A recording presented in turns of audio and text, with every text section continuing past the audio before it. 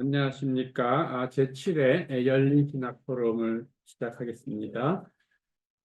오늘은 구춘서 교수님께서 종교가 2024년 미국 대통령 선거에 미친 영향이라는 제목으로 발표를 해 주시고 이어서 이호갑 교수님께서 논찬을 해주시겠습니다.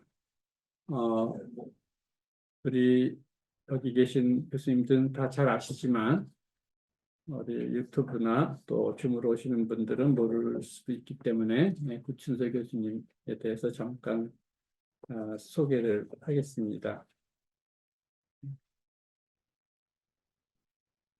구춘서 교수님은 연세대 경영학과 졸업하시고 장로신학대학교 신학대학원에서 교육학 석사와 신학 석사, 그리고 미국 프리스턴 신학교에서 신학 석사를 하시고 뉴욕 유니온 신학교에서 철학 박사, 신학 박사학위를 취득하셨습니다. 그리고 1997년 한일 장신대 신학 교수로 임명되시고 2016년에는 한일 장신대 제6대 총장으로 취임하셨습니다. 그리고 전북 지역대학교 총장협의회장 등을 역임하시고 2007년부터 2015년까지는 예장통합총회 이단사회대책위원회 전문위원, 그다음에 이단 상담소장 등을 역임하셨습니다. 오늘 귀한 논문 발표하실 때 많은 배움이 있는 시간 될 줄로 믿습니다. 이제 나오시겠습니다. 자, 발표를 시작하겠습니다. 필자는 우리나라 개신교의 역사는 비극적 파라독스의 역사라고 분석한 적이 있습니다. 그 이유는 역사상 유래를 찾기 힘든 한국 개신교의 급성장은 다른 요인들, 가령 우리 한국교회의 민족주의적 성격이라든가 기독교가 한국의 새로운 근대 문명을 도입했다든가 하는 그러한 요인들도 지적할 수 있겠지만 특별히 외세에 맞서기 위해서 외부의 도움을 절실히 원했던 우리 민족의 기대를 철저히 무시했던 미국의 대외 정책 때문이라고 저는 주장을 합니다. 6.25 동란을 거치면서 미국은 우리의 가장 소중한 우방이 되었습니다. 그러나 초창기부터 지금까지 자국의 이익만을 우선하는 미국의 대외 정책은 여전히 바뀌지 않았습니다. 그러므로 한국과 우리나라의 관계를 이야기할 때 한쪽에서는 미군 철수를 외치고 반대쪽에서는 성조기를 흔드는 미국은 우리에게 기대와 실망을 동시에 의미하는 파라독시컬한 그러한 나라입니다. 미국은 세속적이면서도 기독교 가치를 존중하는 점에서 파라독시컬한 나라입니다. 미국 대통령은 취임 당시 성경에 손을 얹고 대법관을 따라 선서합니다. 그리고 그 선서 마지막에 Help me God 이라고 온 국민 앞에서 엄숙하게 고백합니다. 미국의 화폐에는 In God we trust 라는 문구가 인쇄되어져 있습니다. 오늘 미국인 대다수가 하나님의 존재를 믿는다고 고백합니다. 그럼에도 불구하고 미국은 노예제도, 백인 우월주의, 식민지 지배 등 기독교 정신과 배치되는 전통을 동시에 갖고 있습니다. 퀘이커교도를 제외하면 미국 기독교인들은 대부분 노예를 소유했습니다. $100짜리 화폐의 주인공인 벤자민 프랭클린도 흑인 노예를 소유했고 최근에는 그의 후손 가운데 그가 가졌던 흑인 후손 때문에 무리가 되기도 했습니다.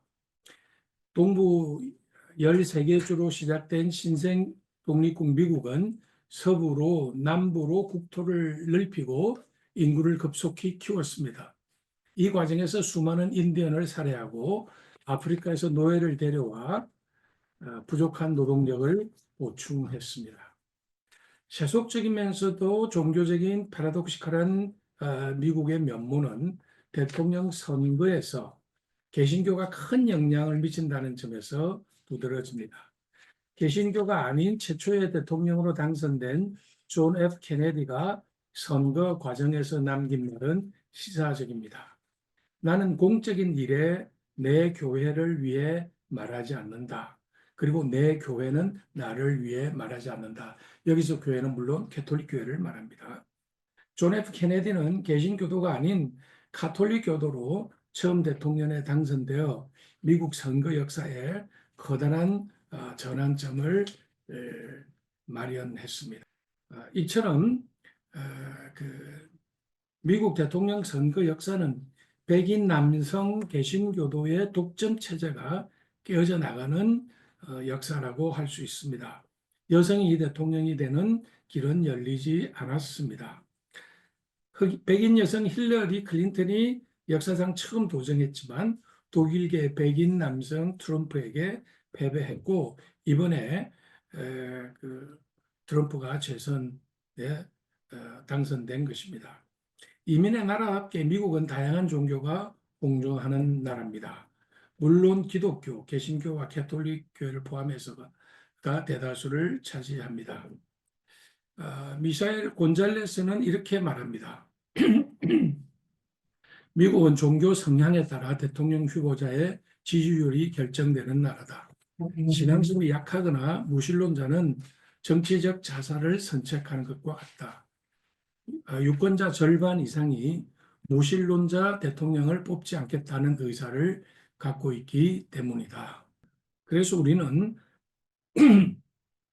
미국 대통령 선거에서 이 개신교의 파라독시칼한 영향에 대해서 분석해 보고자 합니다.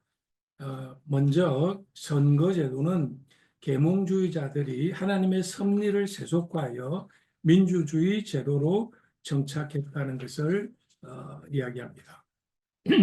그리고 이번 대통령 선거의 파라독시칼한 면을 제시하겠습니다. 이를 가장 잘 보여주는 후보가 도널드 트럼프였습니다.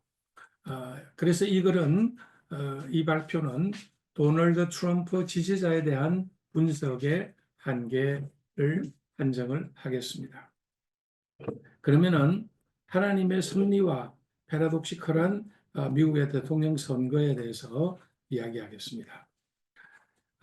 기독교인은 하나님이 섭리 가운데 세상을 운행하신다고 믿습니다. 하나님은 창조 세계를 자신의 목적을 향해 나아가도록 지탱하시며 다스리십니다. 신학자들은 자연과학자들과 대화를 통해 이 자연 세계에서 하나님이 어떻게 행위하시는지 분석한 바가 있습니다. 하나님이 섭리 가운데 홀로 이 세상을 운행하신다고 믿는 것은 기독교인의 기본 신앙입니다. 그렇다면 자연 세계와 달리 모든 사람이 각자 스스로 행동하는 가운데 하나님의 섭리는 어떻게 작용할까요? 특별히 하나님의 섭리는 선거와 어떻게 조화할 수 있을까요? 틸리는 계몽주의의 조화 사상을 통해서 섭리를 설명하며 이 문제를 해명하고 있습니다. 틸리는 이렇게 말합니다. 계몽주의가 말하는 역설의 개념, 그럼에도 불구하고 라는 말로 이 조화에 대한 설명을 합니다. 피타고라스 학파의 예를 들어보면 오케스트라의 여러 악기가 다양한 소리를 내지만 그럼에도 불구하고 각 악기들은 각 악기 연주자들이 막 연주를 하지만 그럼에도 불구하고 조화로운 음악을 만든다고 믿습니다. 피타고라스 학파는 음악의 조화는 수학적 공식에서 생겨난다고 믿었습니다. 이 음악의 조화는 별의 운동에서 생겨납니다. 수많은 별이 반짝이는 밤하늘은 조화롭고 아름답습니다. 우주를 뜻하는 코스모스는 본래 미와 조화를 의미했습니다. 이 조화의 개념이 기독교의 섭리 개념으로 도입되었다고 틸리는 설명합니다. 반면에 기독교인은 섭리에 의해 일상생활이 조화롭게 이루어진다고 믿습니다. 일생 가운데 많은 일이 일어나지만 결국 하나님의 섭리로 조화로운 삶이 이루어진다고 믿습니다. 틸리에 의하면 계몽주의에 의해 이 섭리 개념이 세속화됩니다. 그러나 그럼에도 불구하고의 개념은 남았습니다. 세속화된 하나님의 섭리는 아담 스미스의 경제 원리에서 드러납니다. 아담 스미스가 국부론에서 사용한 invisible hand, 보이지 않는 손이 그것입니다. 보이지 않는 손은 시장 경제를 설명하는 데 사용되었습니다. 아담 스미스는 이렇게 설명합니다. 우리가 저녁 식사를 할 수 있는 것은 정육점, 양조장, 빵집 주인의 자비심 때문이 아니라 그들이 자기 이익을 중시하기 때문이다. 우리는 그들의 인도주의에 호소하는 것이 아니라 그들의 이기심에 호소한다. 그리고 우리의 필요가 아니라 그들의 강점에 대해 호소한다. 우리가 저녁 식사를 할 수 있는 것은 각각 그 빵주인, 정육점 주인, 양조장 주인 이런 모든 사람이 자기 이익을 위해서 활동하는 결과로 우리가 먹을 수 있다라는 거죠. 그래서 이 각자들은 경제 활동을 하는 자들은 자신의 이익을 극대화하려고 합니다. 이윤을 극대화하려고 하는 행동은 그럼에도 불구하고 보이지 않는 손에 의해 수요와 공급이 만나는 점에서 가격이 결정되고 이는 모두에게 조화를 이룹니다. 이제 보이지 않는 손으로 표현된 섭리 개념을 틸리의 설명으로 선거에 적용을 해 보겠습니다. 민주주의의 선거제도도 경제제도와 마찬가지로 신의 보이지 않는 손의 작용 때문입니다. 틸리에 의하면 민주주의의 근간인 선거에서 그럼에도 불구하고의 조화의 신념이 작동합니다. 모든 투표자는 각각 자기의 이익에 부합하는 후보자에게 투표합니다. 그럼에도 불구하고 투표 결과는 그 공동체의 가장 적절한 인물이 당선되었다고 구성원들이 받아들여야 합니다. 모두가 자신의 이익을 위해 투표하지만 그럼에도 불구하고 투표 결과는 보이지 않는 손에 의해 그 공동체의 가장 적합한 후보자로 결정된다고 사람들이 받아들여야 합니다. 이처럼 조화의 신념, 즉 다수의 결정이 가지는 섭리적 타당성에 대한 믿음 없이는 민주주의는 불가능하다고 틸리는 말합니다.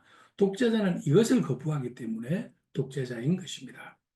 교육도 마찬가지입니다. 사회 구성원들이 모두 자신의 이익을 위해 교육을 받습니다. 그리고 국가는 모든 개인들에게 자신의 이익을 추구할 수 있도록 교육을 시킵니다. 그러나 그 교육의 결과로 나타나는 것은 그 사회에 도움이 된다라고 하는 믿음이 있는 것입니다. 그래서 이 교육을 받는 사람들이 자기의 이익을 위해서 교육을 받음에도 불구하고 마지막에는 결국 그들이 다 이 사회에 도움이 될 것이다라고 하는 신념에 의해서 공공교육이 제공이 되어지고 그것이 가장 잘 이루어지는 나라 중에 하나가 미국이라고 생각을 합니다.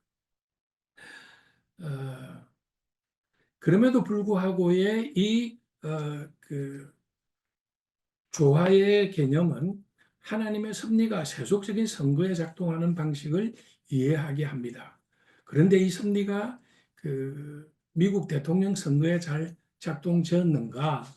그렇지 않다라고 보는 것이 저의 생각입니다. 그것은 첫째, 트럼프라는 독특한 후보자 때문이고, 둘째, 가장 많은 득표를 한 후보자가 선거에서 패배할 수도 있다라고 하는 미국 대통령 간접 선거제도 때문입니다. 그럼 트럼프에 대해서 보겠습니다. 트럼프는 자신이 기독교인이라고 주장하지만 가장 비기독교적인 형태를 보인 파라독시컬한 후보입니다.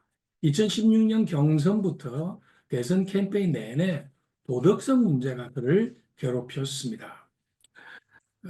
뭐 이혼하고 뭐 성추행하고 뭐 이런 여러 가지 문제가 있었는데 트럼프의 이런 부도덕한 형태는 도덕성을 가장 중시하는 기독교 복음주의자들이 갖고 있는 가치와 정면으로 어긋납니다. 경건과는 거리가 먼 트럼프는 복음주의자들의 지지를 얻기 위해 힘겨운 노력을 했습니다. 스스로 장로교 출신이라고 했지만 리버티 대학의 연설에서 고린도 후서를 2 Corinthians 제2서라고 불렀고 가장 좋아하는 책을 꼽으라고 하면 성경이라고 답을 했는데 성경의 어떤 구절을 좋아하느냐라는 질문은 답을 못하다가 8개월 후 라디오 토크쇼에서는 눈에는 눈, 이에는 이를 제일 좋아한다라고 대답을 했다고 말합니다. 트럼프는 표를 얻기 위해서 다음과 같이 말합니다. 사람들은 내가 신실한 기독교인인 것을 알고 놀란다. 그들은 내가 가진 거대한 부만 보지 내가 가진 매우 신앙적인 면을 보지 못한다. 그것은 정확하지 않다. 나는 교회에 출석하고 하나님을 사랑하며 그리고 하나님과 관계 맺는 것을 사랑한다. 이렇게 표를 얻기 위해서 이야기를 합니다. 미국 선거 제도도 파라독시컬했습니다. 전체 득표율과 선거에 있는 투표 결과가 일치하지 않는 경우가 생깁니다. 그래서 전체 국민의 표를 더 많이 얻지만 선거인단 제도에서는 지는 그런 결과가 나타나게 됩니다. 쭉 내려가서 각주 21 다음 미국의 대통령 선거는 성자 독식 winner take all 제도여서 전국 득표율과 상관없는 결과를 낳는 패러독스를 보입니다. 조화의 섭리 기능이 개입할 여유가 없는 것입니다. 실제로 2016년 공화당 트럼프 후보가 힐러리 클린턴 후보의 결과가 뜻밖이었는데 트럼프 후보는 선거인단 290석, 클린턴 후보는 232표였는데 전체 투표 결과는 힐러리가 더 많이 얻은 그런 경우였는데 그래도 패배를 했습니다. 자, 그러면은 선거 제도는 이만큼 하고 미국의 그 트럼프 지지자들을 살펴보면서 이들이 기독교적인 가치를 정말 가지고 있는가라고 하는 것입니다. 첫째로 미국 기독교 국가주의입니다. 미국교 국가주의라고 하는 것은 뭐냐면 미국이 최고다. 미국을 다시 위대하게 만들자. 이런 그 이념 속에 있는 것을 말합니다. 미국의 그 극우 기독교인들은 기독교 국가주의를 지향합니다. 종교 분리가 미국의 오랜 전통이었는데 그거 폐지해야 된다. 그리고 종교와 정치가 일치하는 그 종교 또는 그 공동체 종교, 기독교가 지배하는 예를 들면 이슬람 국가들이 이슬람의 코란에 근거해서 지배를 하듯이 미국도 성경에 근거해서 지배해야 된다. 물론 그 성경도 자신들이 해석한 성경이죠. 그를 하기를 주장을 합니다. 그래서 미국의 기독교 국가주의는 지배주의, 도미니오니즘입니다. 기독교인에 의해서 국내의 비신조는 물론 세계를 통치해야 할 권리가 있다고 생각합니다. 독일의 그 메시아니즘하고 대단히 유사한 내용입니다. 이런 그 사상들은 역사적으로 볼 때 남북 전쟁 이후 시작된 기독교 국가주의는 제1차 세계대전을 계기로 미국 역사의 전면에 등장합니다. 제1차 세계대전은 미국을 기독교 국가주의로 나가게 하는 결정적인 계기를 제공합니다. 이게 시카고 쪽에서 또 일어났다고 그러는데요. 1차 세계대전에 참여해야 된다라고 그 주장하는 사람들이 대단히 소수였는데 이들은 그 미국이 참전을 해야 된다라고 이렇게 주장을 했습니다. 그래서 시카고 대학의 자유주의 신학자들은 참전을 반대 했고 빌리 선데이를 비롯한 미국의 우파들은 기독교와 애국심을 동일시하였습니다. 그래서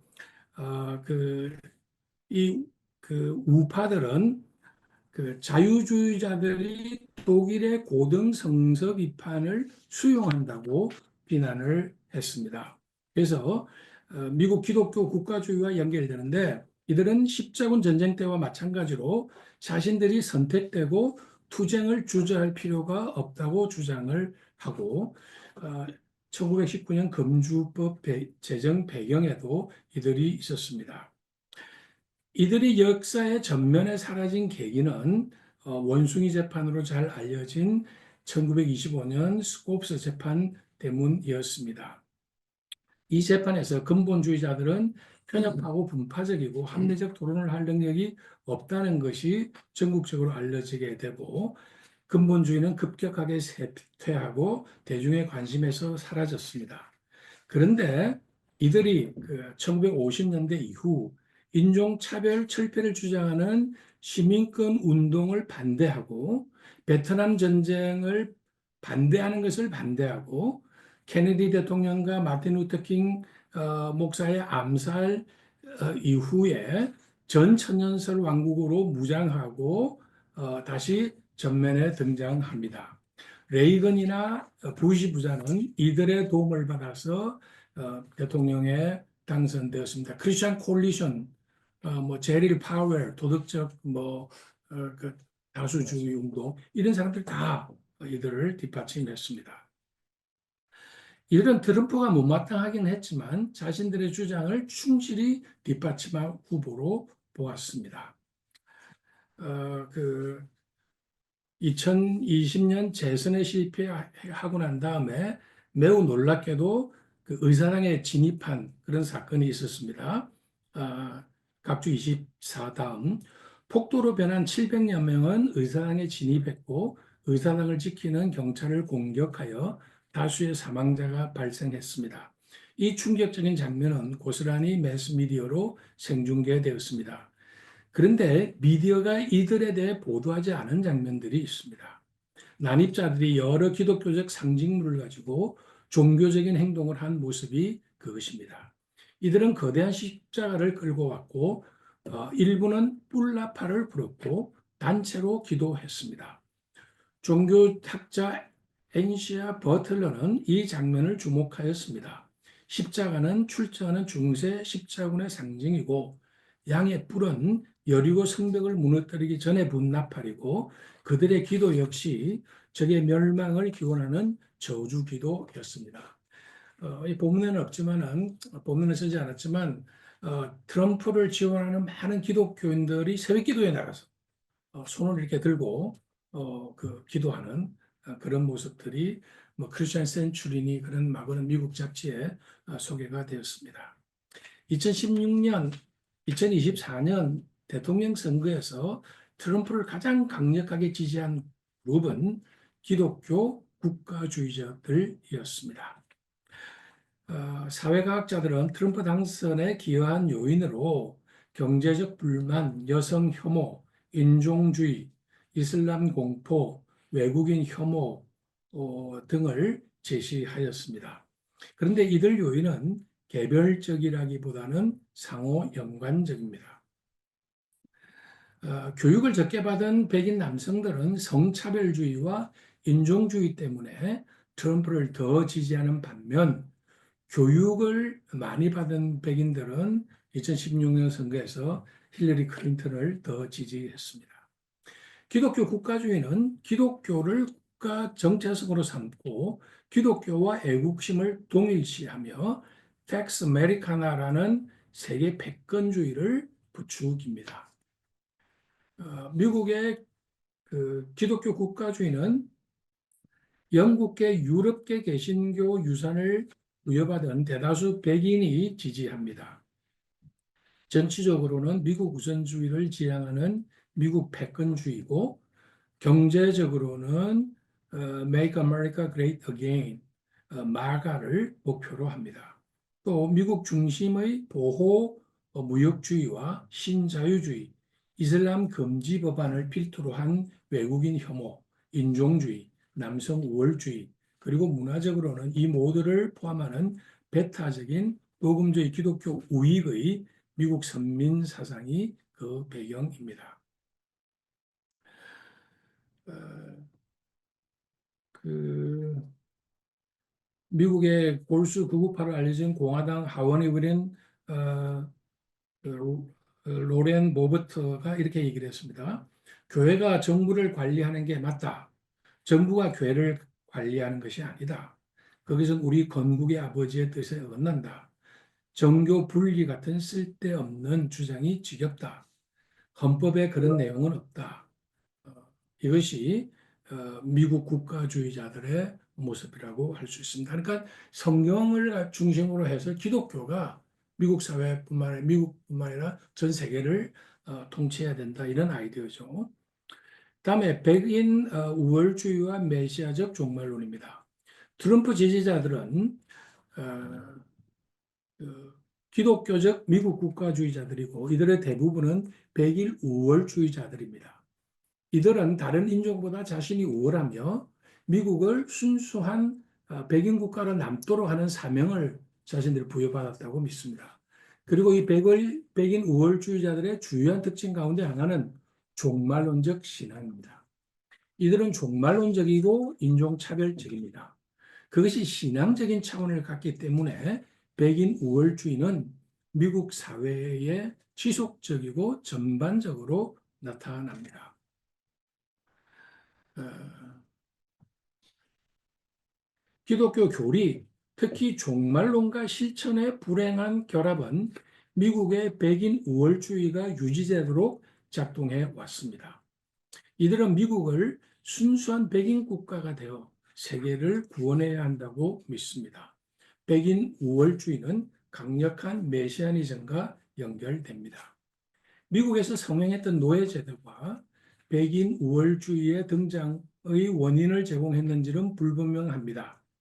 그러나 아프리카인들을 노예로 만들도록 조장한 세력이 계급주의와 인종차별주의에서 비롯되었음을 뒷받침하는 자료는 많습니다. 조지 M. 프레딕슨은 말하기를 하류층 계급의 백인들이 인종차별에 참여한 것은 상당 부분 경쟁사회에 의해 만들어진 지위 불안 때문이다. 왜냐하면 아메리칸 드림이라고 하는 신분 상승의 가능성이 거의 없는 사람들에게 사회계급 구조상 자신보다 더 하류층이 있다고 생각하는 것은 위로를 주기 때문이다. 여기 보시면은요, 미국에는 노동운동이 거의 없는 유일한 선진국가입니다. 그 이유는 뭐냐? 미국에는 인종차별주의가 있기 때문입니다.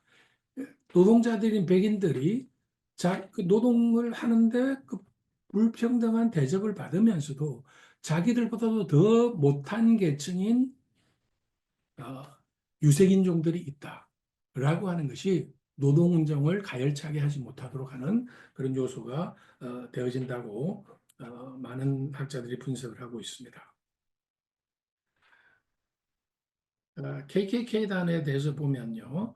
1866년 테네시주 폴라스키에서 전쟁에서 돌아온 심지만 6명의 남군이 오락거리를 찾고 있었다. 그들은 이를 위해 조직체를 만들어 큐클렉스 클란이라고 불렀다. 회원들은 이구풍의 별난 복장을 입고 마을 모임에 참여하였고 이들은 그들의 첫 신입 회원들을 공개적으로 신고식을 시켰다.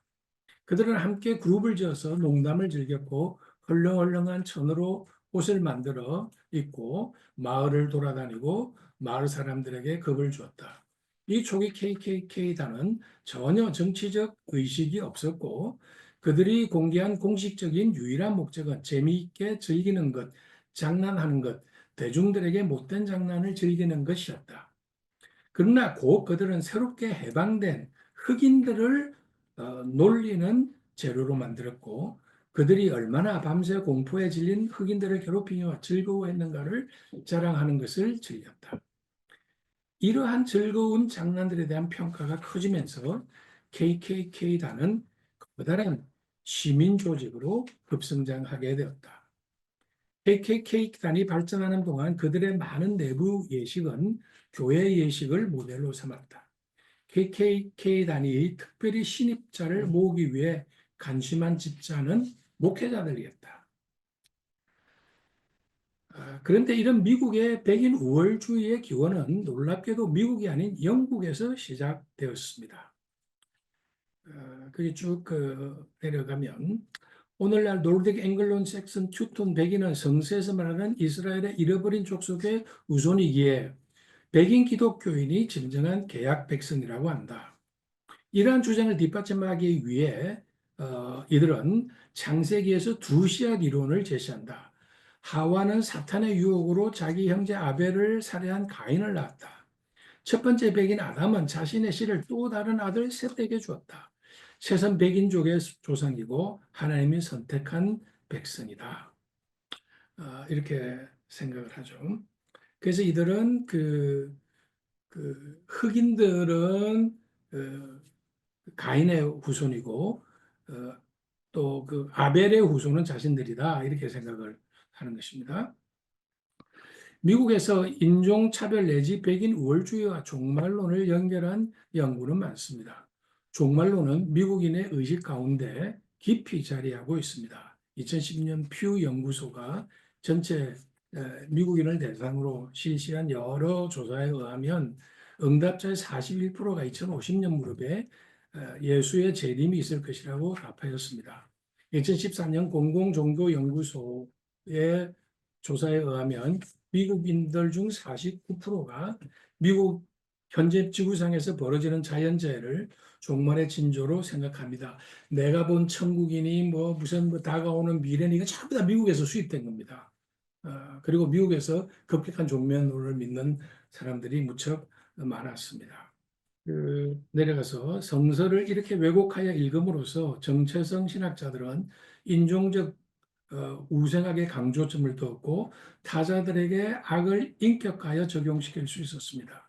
이러한 인종적 순수성은 얼굴을 붉히는 능력, 즉 얼굴에 피가 몰리는 능력을 갖고 있는 것으로 상징되었습니다. 강력한 정체성 이론은 묵시론적인 종말론을 강조하는 결과를 가져왔습니다. 선택받은 하나님의 백인 백성들을 지키기 위해서 인종들의 엄격한 분리가 요구된다고 믿었습니다. 이렇게 이들은 미국을 백인을 위한 메시아적 사명을 감당할 나라라고 믿습니다. 이들이 백인의 피를 더럽힐 다른 민족의 이민을 반대하는 것은 이런 잘못된 신학이 뒷받침되기 때문입니다. 그 다음에 이들은 당연히 그 반이민주의자로 넘어가죠.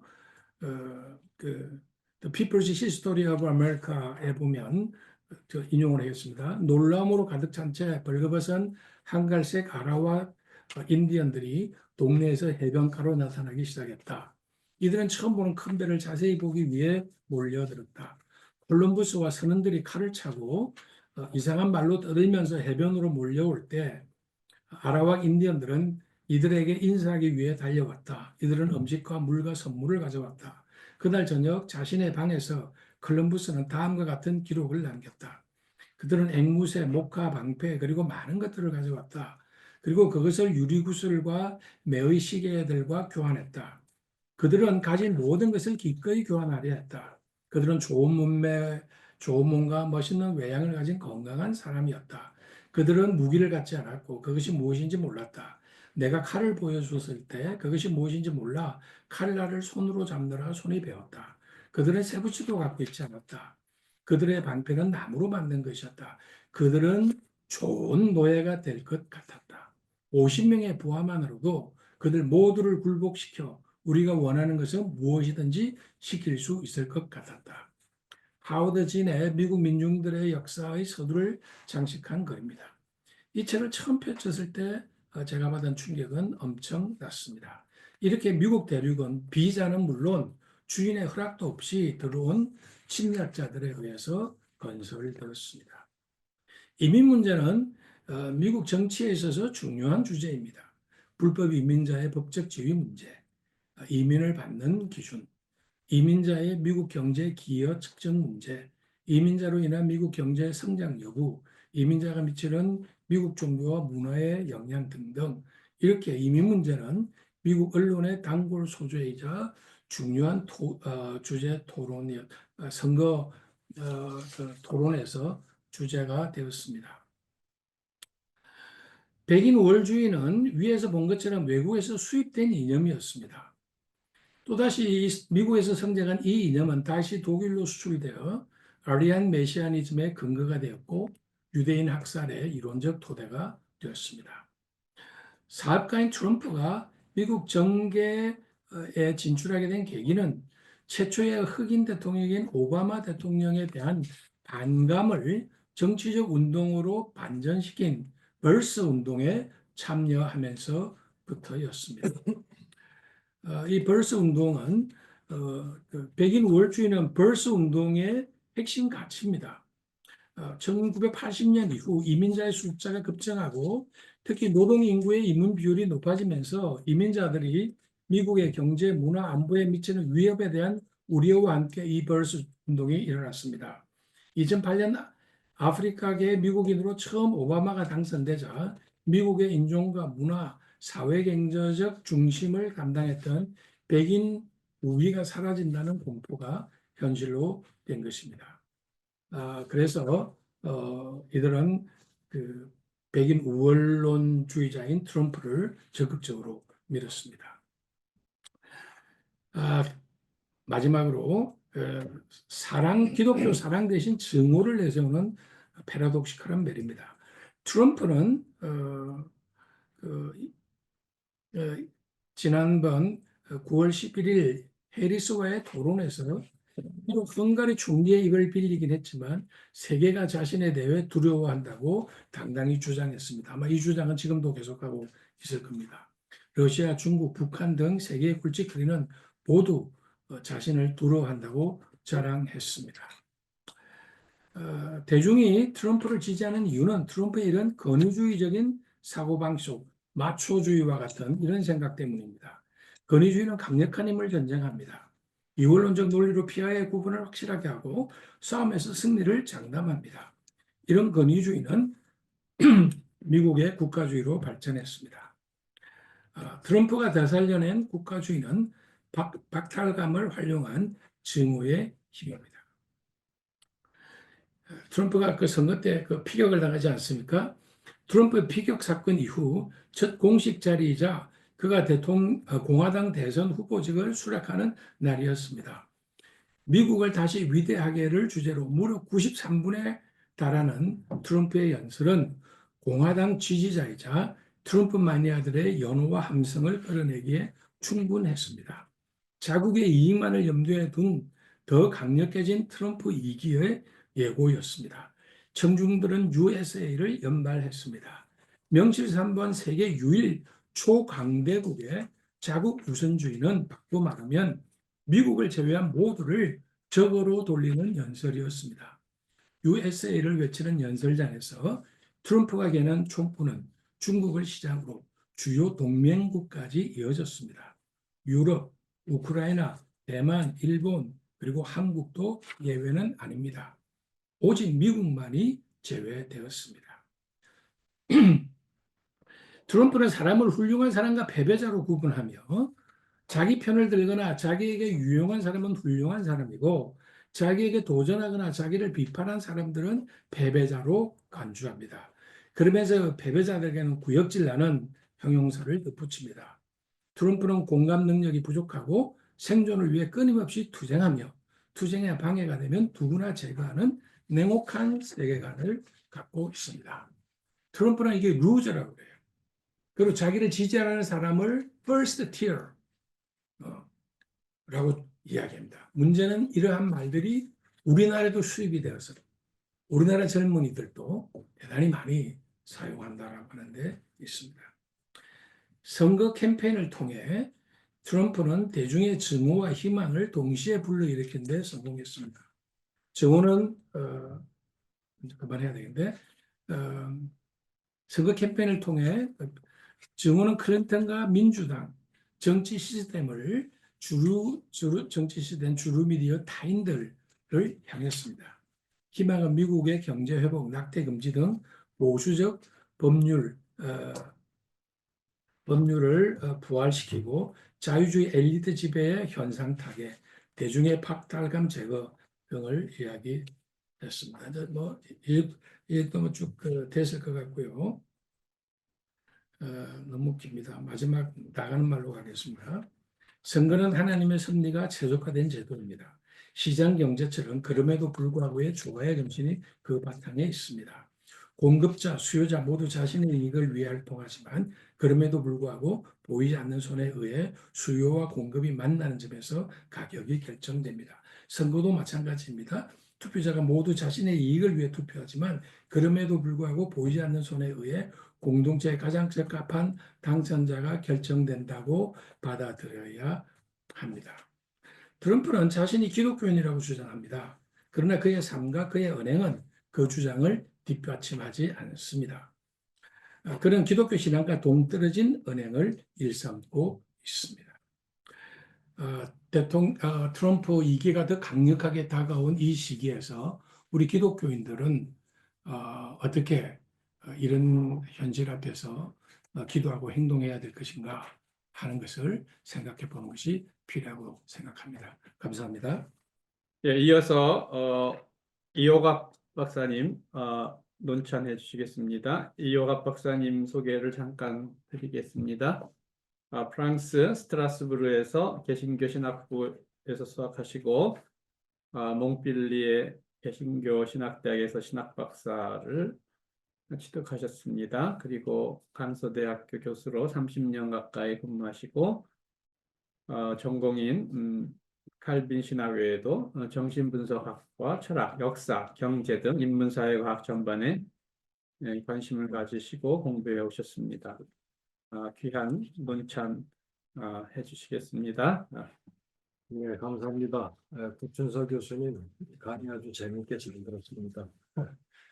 지난번에 지난 연말이었던 거예요. 47대 미국 대통령 선거에서 트럼프가 또 다시 당선이 됐는데 구춘서 교수님은 그런 트럼프 같은 인물의 대통령 그것도 2번이나 당선되는 어떤 이런 미국의 선거제도와 또 그런 트럼프가 지지를 받고 대통령이 되는 어떤 이런 현실 속에서 미국이라는 나라가 상당히 패러독시칼한 나라다 이렇게 얘기를 합니다. 그리고 그것은 이제 그 선거제도를 통해서 하나하나 짚어가면서 또 트럼프의 성격 또 그동안의 행태 같은 것들을 잘 보면서 가장 반기독교적이고 반도덕주의적인 트럼프가 어떻게 개신교의 지지를 받을 수 받고 대통령이 될 수 있었는지 또 미국 선거제도가 어떻게 이런 인물들을 이 대통령을 당선시킬 수 있고 그러면서도 또 민주주의라고 할 수 있을지 뭐 이런 주제들을 가지고 여러 가지 관점에서 설명해 주셨습니다. 저는 이 글에서 뭐 대부분 동의하고요. 재밌게 들었습니다. 공감하고 또 배우기도 많이 배웠습니다. 그래서 제가 질문을 사실 할 게 별로 없더라고요 보니까. 그러나 그래도 논찬을 맡았기 때문에 어떤 질문들이 가능할까 이렇게 생각을 하면서 질문을 좀 무리지만 꺼내봤습니다. 한 3가지 정도를 제기하려고 하는데요. 처음에 2가지는 사실 중요하지 않은 문제로 보입니다. 지역적인 문제고 또 표현상의 문제 혹은 서술의 문제 이런 건데 제가 읽어가면서 사실은 공감이 다 되지 않아서 의문도 들고 그래서 한번 짚고 넘어갈 필요는 있겠다 이렇게 생각을 했습니다. 또 하나는 이제 국가주의의 문제인데 사실은 거기에 대해서는 좀 더 설명이 많이 필요하겠다. 또 역사적으로도 좀 더 엄밀한 추적이 가능하겠다 이런 생각이 들어서 3번째로 질문을 해보는 것입니다. 첫 번째 질문은요. 제가 한번 읽으면서 얘기를 해보겠습니다.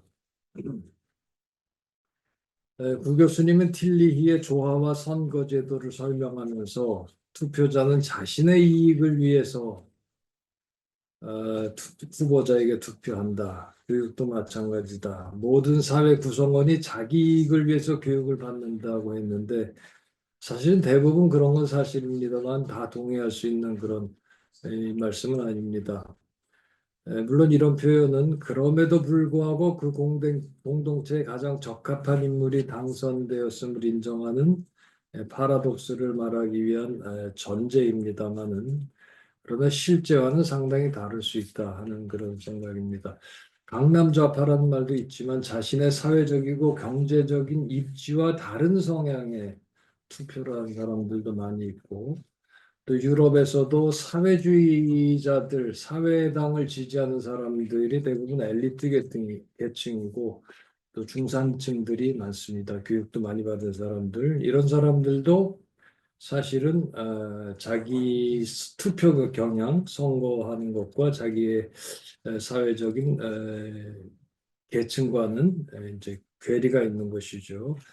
아마 미국에서도 진보라고 할 수 있는 민주당도 역시 마찬가지라고 생각을 합니다. 상대적으로 많이 교육을 받고 수준이 높은 사람들이 민주당을 지지하지 않느냐 하는 그런 생각을 하고 있습니다.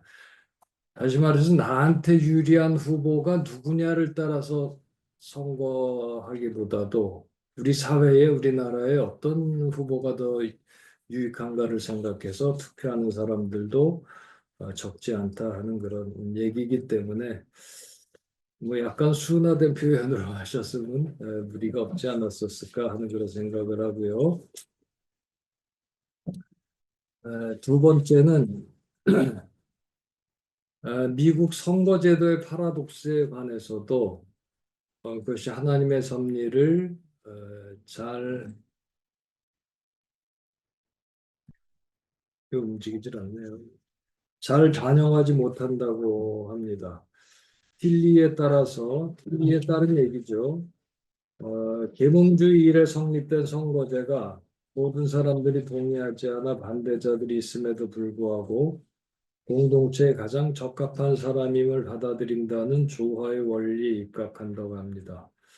하지만 국민의 다수표를 얻어도 주별 선거인단 선거를 이기지 못하면 패배하는 미국의 선거제도는 그러한 조화의 원리를 반영하지 못해서 파라독시컬하다 이렇게 말씀했는데요.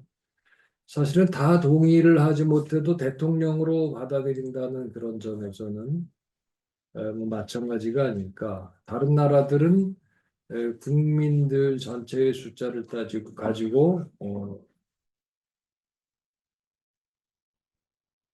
대통령 선거를 결정하는 반면에 미국은 그 연방제라는 특수성 때문에 또 역사적인 어떤 그 사람들의 어떤 그런 특성들 때문에 비록 선거인단이지만 그래도 어쨌든 다 전체적으로는 득표수가 떨어져도 선거인단 수가 많으면 뭐 대통령으로 인정하고 받아들인다 한다는 점에서는 뭐 그거 역시 파라독시칼하다라고 생각할 수 있고 단지 일반 국가와 미국의 선거 제도 차이의 차이점 그 이상이 아니지 않느냐 하는 거죠.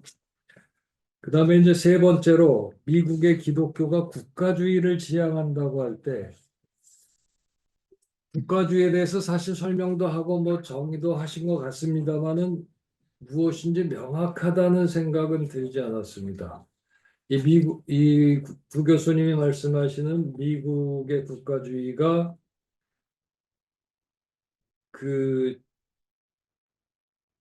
정교 분리를 거부하는 국교제를 하자는 거예요. 국교주의인지 아니면 기독교로 다스리자는 신정정치인지 아니면 단지 기독교가 국가 문제에 적극적으로 관여해서 주도권을 쥐고 어떻게 좌지우지해 보려고 하는 그런 적극성 같은 거를 말하는 건지 그런 정의나 범위가 다소 불분명하다고 봤습니다.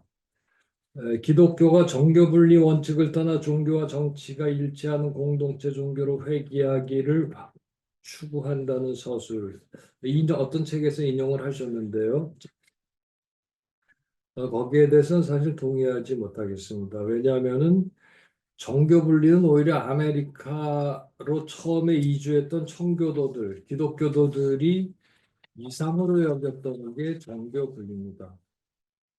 이유는 그들이 영국 국교회로부터 받았던 탄압이 직접적인 원인이고요.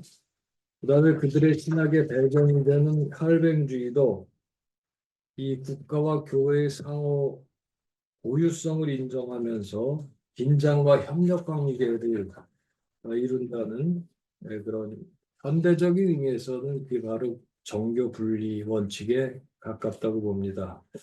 정교 분리 원칙에서는 미국 건국의 주요 인사들이었던 뭐 계몽주의자들이라고 말할 수도 있는 그 이실론자들이라든지 또 개신교도들, 목사들 이런 사람들 사이에서도 큰 이론이 아마 이론이 없었을 거라고 봅니다. 구 교수님은 기독교 국가주의를 1차 대전과 전천년 왕국자들의 등장에서 전면에 등장한다고 했습니다. 1차 세계대전을 계기로 전천년 왕국주의와 자유주의자들이 대립하고 반전하고 뭐 그랬는데 그 참전 관계가 어떻게 국가주의와 연결되는지 이해하지를 못했습니다. 전천년 왕국 건설자들은 정치 세력화하였다. 이들은 후에 미국 기독교 국가주의와 연결된다. 이들은 십자군 전쟁 때와 마찬가지로 자신들은 선택되었고 투쟁을 주저할 필요가 없다라는 그런 과격한 주장을 하고 있는데 그런 말씀은 결국은 참전도 불사하고 뭐 그런 과격성을 표현한다는 것 같은데 이런 사람들이 왜 1차 세계대전 때는 반전의 진심이었는지 반전을 주장하고 반전하지 않으면 나뭐 총리직도 사임하겠다 이런 식으로 했는지 그리고 또 그게 왜 국가주의로 연결되는지 이해를 잘 못했습니다. 설명이 좀 필요할 것 같아요. 더불어서 제 의견을 좀 덧붙이면 미국 개신교의 국가주의 혹은 정치적 적극성 혹은 책임성은 초기 이주민들의 믿음으로 거슬러 올라간다고 봅니다. 그 믿음은 여러 가지 믿음이 있지만 그들의 선택 사상과 계약 사상 같은 것입니다. 그것은 칼뱅 신학에도 뿌리를 두고 있지만 특히 그 17세기 초반에 청교도 신학, 웨스트민스터 대회 기간 중에서 주로 형성이 많이 됐던 그런 선택과 계약 사상 같은 거라고 봅니다. 그들은 아메리카라는 약속의 땅을 하나님이 자신들에게 주셨으며 그 나라 국민으로서 자신들은 하나님과 계약을 맺은 것이라고 믿었습니다. 그들은 하나님 앞에서 신의 계명에 따라 살고 신의 뜻을 이룬다는 소망을 공표했습니다. 초기에 그들은 신앙 공동체, 교회를 중심으로 살았고 스스로 법률들을 제정했고 그리고 스스로 그것을 집행할 관원들을 선출했습니다. 초기에 아무것도 없던 땅에서 공동체를 세웠기 위해서 불가피했겠죠. 그런 식으로 기독교인들은 초창기부터 정치, 선거에 아주 적극적으로 참여했고 또한 신의 섭리를 국가와 공동체에서 구현할 지도자를 자신들이 뽑는다는 그런 의식을 가졌습니다. 미국 개신교의 정치 참여는 그 방향이 옳건 그르건 간에 세상의 주권을 가지고 하나님의 뜻을 이 국가에 구현하려는 하나님의 부름에 응답하는 신앙의 행위일 수 있고 또 그런 점에서 그들의 열성과 적극성 같은 것들이 이해될 수가 있습니다. 뭐 이런 정도로 간략하게나마 제 논제를 마치겠습니다. 네, 시간 논찬 감사합니다.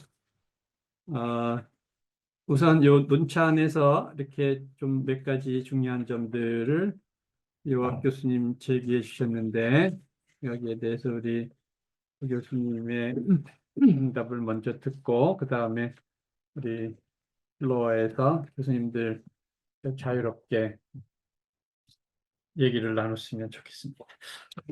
예, 이호갑 교수님 그 좋은 그 논찬에 감사를 드리고요. 다시 한번 그 생각을 좀 더 심화시켜야 되겠다 하는 그런 생각을 했습니다. 첫 번째의 말씀은 그 이호갑 교수님의 이런 그 문제 제기에도 불구하고 그 사람이 강남 좌파건 강남 우파건 간에 자신에게 맞다고 생각하는, 자신의 뜻에 맞다고 생각하는 사람에게 투표한다는 행위는 똑같다고 생각합니다. 그것이 내 자신이 조금 희생되더라도 사회에 그 유익이 있어야 되지 않겠느냐 하는 의도로 투표를 한다고 해도 그것 역시 자신의 생각과 자신에게 만족을 주는 방향으로 투표를 하기 때문에 누구나 다 자신의 관점, 자신의 생각에서 투표를 하는데 그것이 어떤 뭐 자기의 그 뭐 경제적 이익을 실현시키건 자신의 경제적 이익을 내어놓든 간에 자신의 생각에 따라서 투표한다는 점에서는 큰 변화는 없다고 생각을 하고요. 그렇게 모여서 투표를 했지만 다 각자 자기 생각이 있어서 투표를 했지만 그럼에도 불구하고 뽑힌 사람은 그 전체 공동체에 가장 유익할 사람일 것이다. 그럼에도 불구하고 왜 그럼에도 불구하고 생기느냐?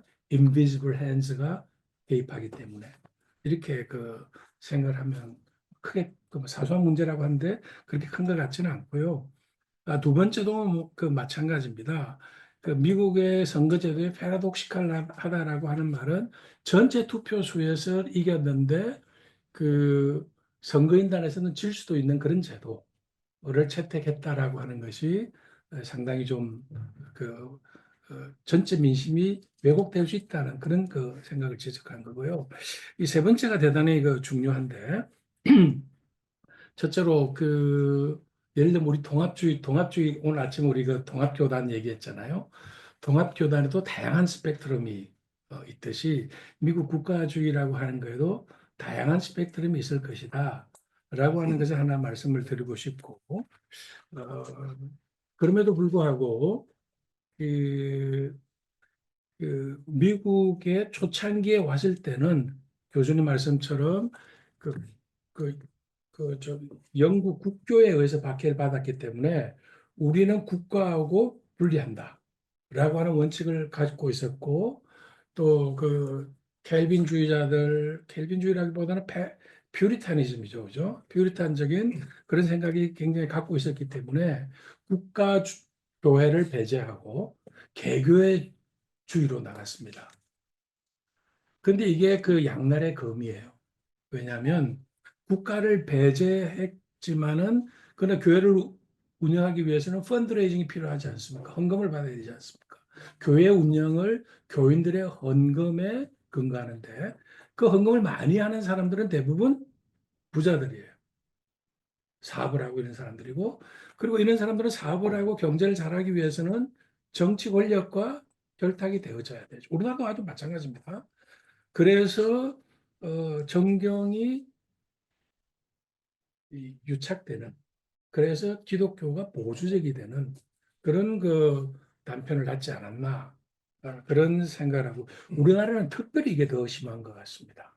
우리나라는 교인들이 헌금 많이 내는 사람들이 큰 목소리를 내고 이들은 주로 사업을 경영하거나 뭐 이런 사람들이기 때문에 보수적인 성향을 가질 수밖에 없고 더 기름을 부은 것은 북한의 박해에 의해서 내려온 사람들 이런 공산주의자들에 대한 그 반공의식 같은 것과 결합이 되면서 더 그렇게 되었다라고 생각을 하고요. 1차 대전 참전 문제는 자유주의자들이 그것을 찬성했습니다. 참전해야 된다, 미국이. 그런데 그 찬성하는 게 꼴보기 싫은 거예요. 그래서 무디라든가 이런 사람들, 빌리 선데이라든가 이런 사람들이 찬성하는 저것들은 좌파다. 저것들은 독일에서 신신학을 가져온 사람이다. 그러니까 우리는 반대한다. 그래서 참전을 반대한 거예요. 단지 자유주의자들이 그것들을 반대하려고 하는 거죠. 그거에 대한 예, 반대. 예. 그런데 그것이 국가주의적인 성격을 갖기 시작합니다. 미국 후선 이런 생각으로. 그래서 그것이 그 인종차별주의 이런 것들을 갖게 되어지는데 그런 것들이 그 뭐 KKK라든가 모랄 머조리티라든가 뭐 크리스찬 코리션이라든가 미국에서는 그런 단체들이 많습니다. 그 새벽기도에서 막 새벽기도도 아니지만 아침 출근하기 전에 교회 가서 기도하면서 트럼프 되게 해달라고 기도하고 폭력적인 생각도 갖고 있고 그럼 20세기를 완전히 지배한 것이 아니요, 지배는 말하자면 못했어요. 아니 잠깐만요. 음. 메카시즘인데 메카시즘은 50년대 이후고요. 그러면 예, 예. 그리고 전이지. 그렇죠. 그러니까 그것이 이제 어떻게 없어졌냐면 미국의 주류 교회는 전부 다 근본주의를 배제했어요. 스콥스 재판 이후에. 그래서 근본주의를 저는 엉터리고 뭐고 해가지고 프린스턴에서 쫓겨나가지고 웨스트민스터 세우고 웨스트민스터 쫓겨나고 페이스 신학교 세우고 이거 완전 마이너리티였는데 언제 얘네들이 다시 등장하느냐? 레이건 때랑 그때예요. 모럴 머조리티하고 제릴 파웰 뭐 그 외에 그 많은 기독교 TV 텔레비스터들이 나오고 이런 식으로 하면서 세력을 얻게 되고 fundamentalists are coming. 근본주의자들이 몰려오고 있다. 이런 그 사조들이 생겨나면서 그들이 다수가 되어지고 선거에 지대한 영향을 미치죠. 레이건 같은 사람 총에 맞고 막 그러지 않습니까? 그리고 있으면 가로장 만지려 그러면 낸시한테 허락받아서 농담해가면서 이게 지지율을 올리는 그런 식으로 나가는데 트럼프도 마찬가지. 그래서 이것이 근데 이런 지금 뭐 제가 잘은 모르지만 독일에 공부하신 분이 이 최인식 박사는 알았구나. 독일에 있는데 전 세계적으로 극우파 우파들이 지금 득세하고 있는 그런 중입니다. 이슬람교에도 극우주의 저 레디컬리즘이 나오고 불교에도 레디컬리즘이 나오고 힌두교도 레디컬리즘이 나오고 이런 식으로 되어졌는데 그것이 자유주의라든가 이런 것의 경쟁을 격화시키면서 각박해지니까 각박해지고 어려울 때는 레디컬한 이 근본주의적인 정신이 그 지지를 받을 가능성이 훨씬 높아요. 딱 부러지게 얘기해 주니까. 야, 여자들은 긴 치마 입고, 이 저 소매 없는 거 입으면 안 되고, 이렇게 해야 돼. 딱 이렇게 근본주의자들을 이렇게 알려줍니다. 그것이 보수력이 있는 거죠. 저는 그렇게 생각을 했습니다. 그래서 이 켈빈주의가 굉장히 좋은데, 양날의 검이에요. 나는 선택받았다. 라고 하는 선민사상을 굉장히 불어넣어줄 수 있고, 어, 이것이 나와 너를 나누는 그런 우리는 선택받아 구원받은 자라 저것들을 못 받은 것들 이렇게 나누는 그런 경향으로 갈 수 있는데 가장 악화된 방향으로 나타나. 그게 선하면 우리 하나님의 뜻대로 잘 올바르게 살아야지 이걸로 나타나는데 잘못된 방향으로 가면 그런 식으로 나올 수 있다는 거죠. 제 발표에는 되게 코멘트들이 없어요. 지난번에는 그러더니. 이 기독교 국가주의라는 말이 오늘 굉장히 중요한 신학적 용어로 등장을 한 것 같습니다. 네. 이게 족보를 이렇게 거슬러 올라가면 서구의 그 크리스찬덤, 네. 기독교 세계가 사실은 기독교 국가주의의 원조라는 생각이 드는데 이제 고대 교회에서의 그 로마 카톨릭이나 동방 종교가 다 말하자면 로마 카톨릭은 뭐 정치 권력 위에 교황의 권력이 있다고 생각을 했고 그래서 교회가 국가 권력 위에서 교회 국가를 지배하는 그런 게 이제 로마 카톨릭의 전통이고 또 동방 종교는 오히려 이제 교회가 권력화돼 가지고 그 밑에 들어가서 어, 국가의 권력을 위해서 봉사하는, 거의 섬기는 그런 구조가 동방 종교의 구조고, 어쨌든 간에 이제 권력화돼 있는 교회의 모습들이 이게 이제 중세까지 사실은 오는 건데, 이게 십자군 전쟁도 다 그런 맥락에서 일어났는데, 이제 루터 칼빈이 종교 개혁을 일으킬 때, 루터가 그래서 이제 종교 분리를 정치와 종교가 분리돼야 된다는 것을 개신교는 그래서 강조한 거고, 그래서 루터는 뭐 우리가 아는 대로 두왕국이다, 두왕국 사상까지 얘기하는데 이제 뭐 칼빈은 그렇게까지는 안 가고 어쨌든 칼빈은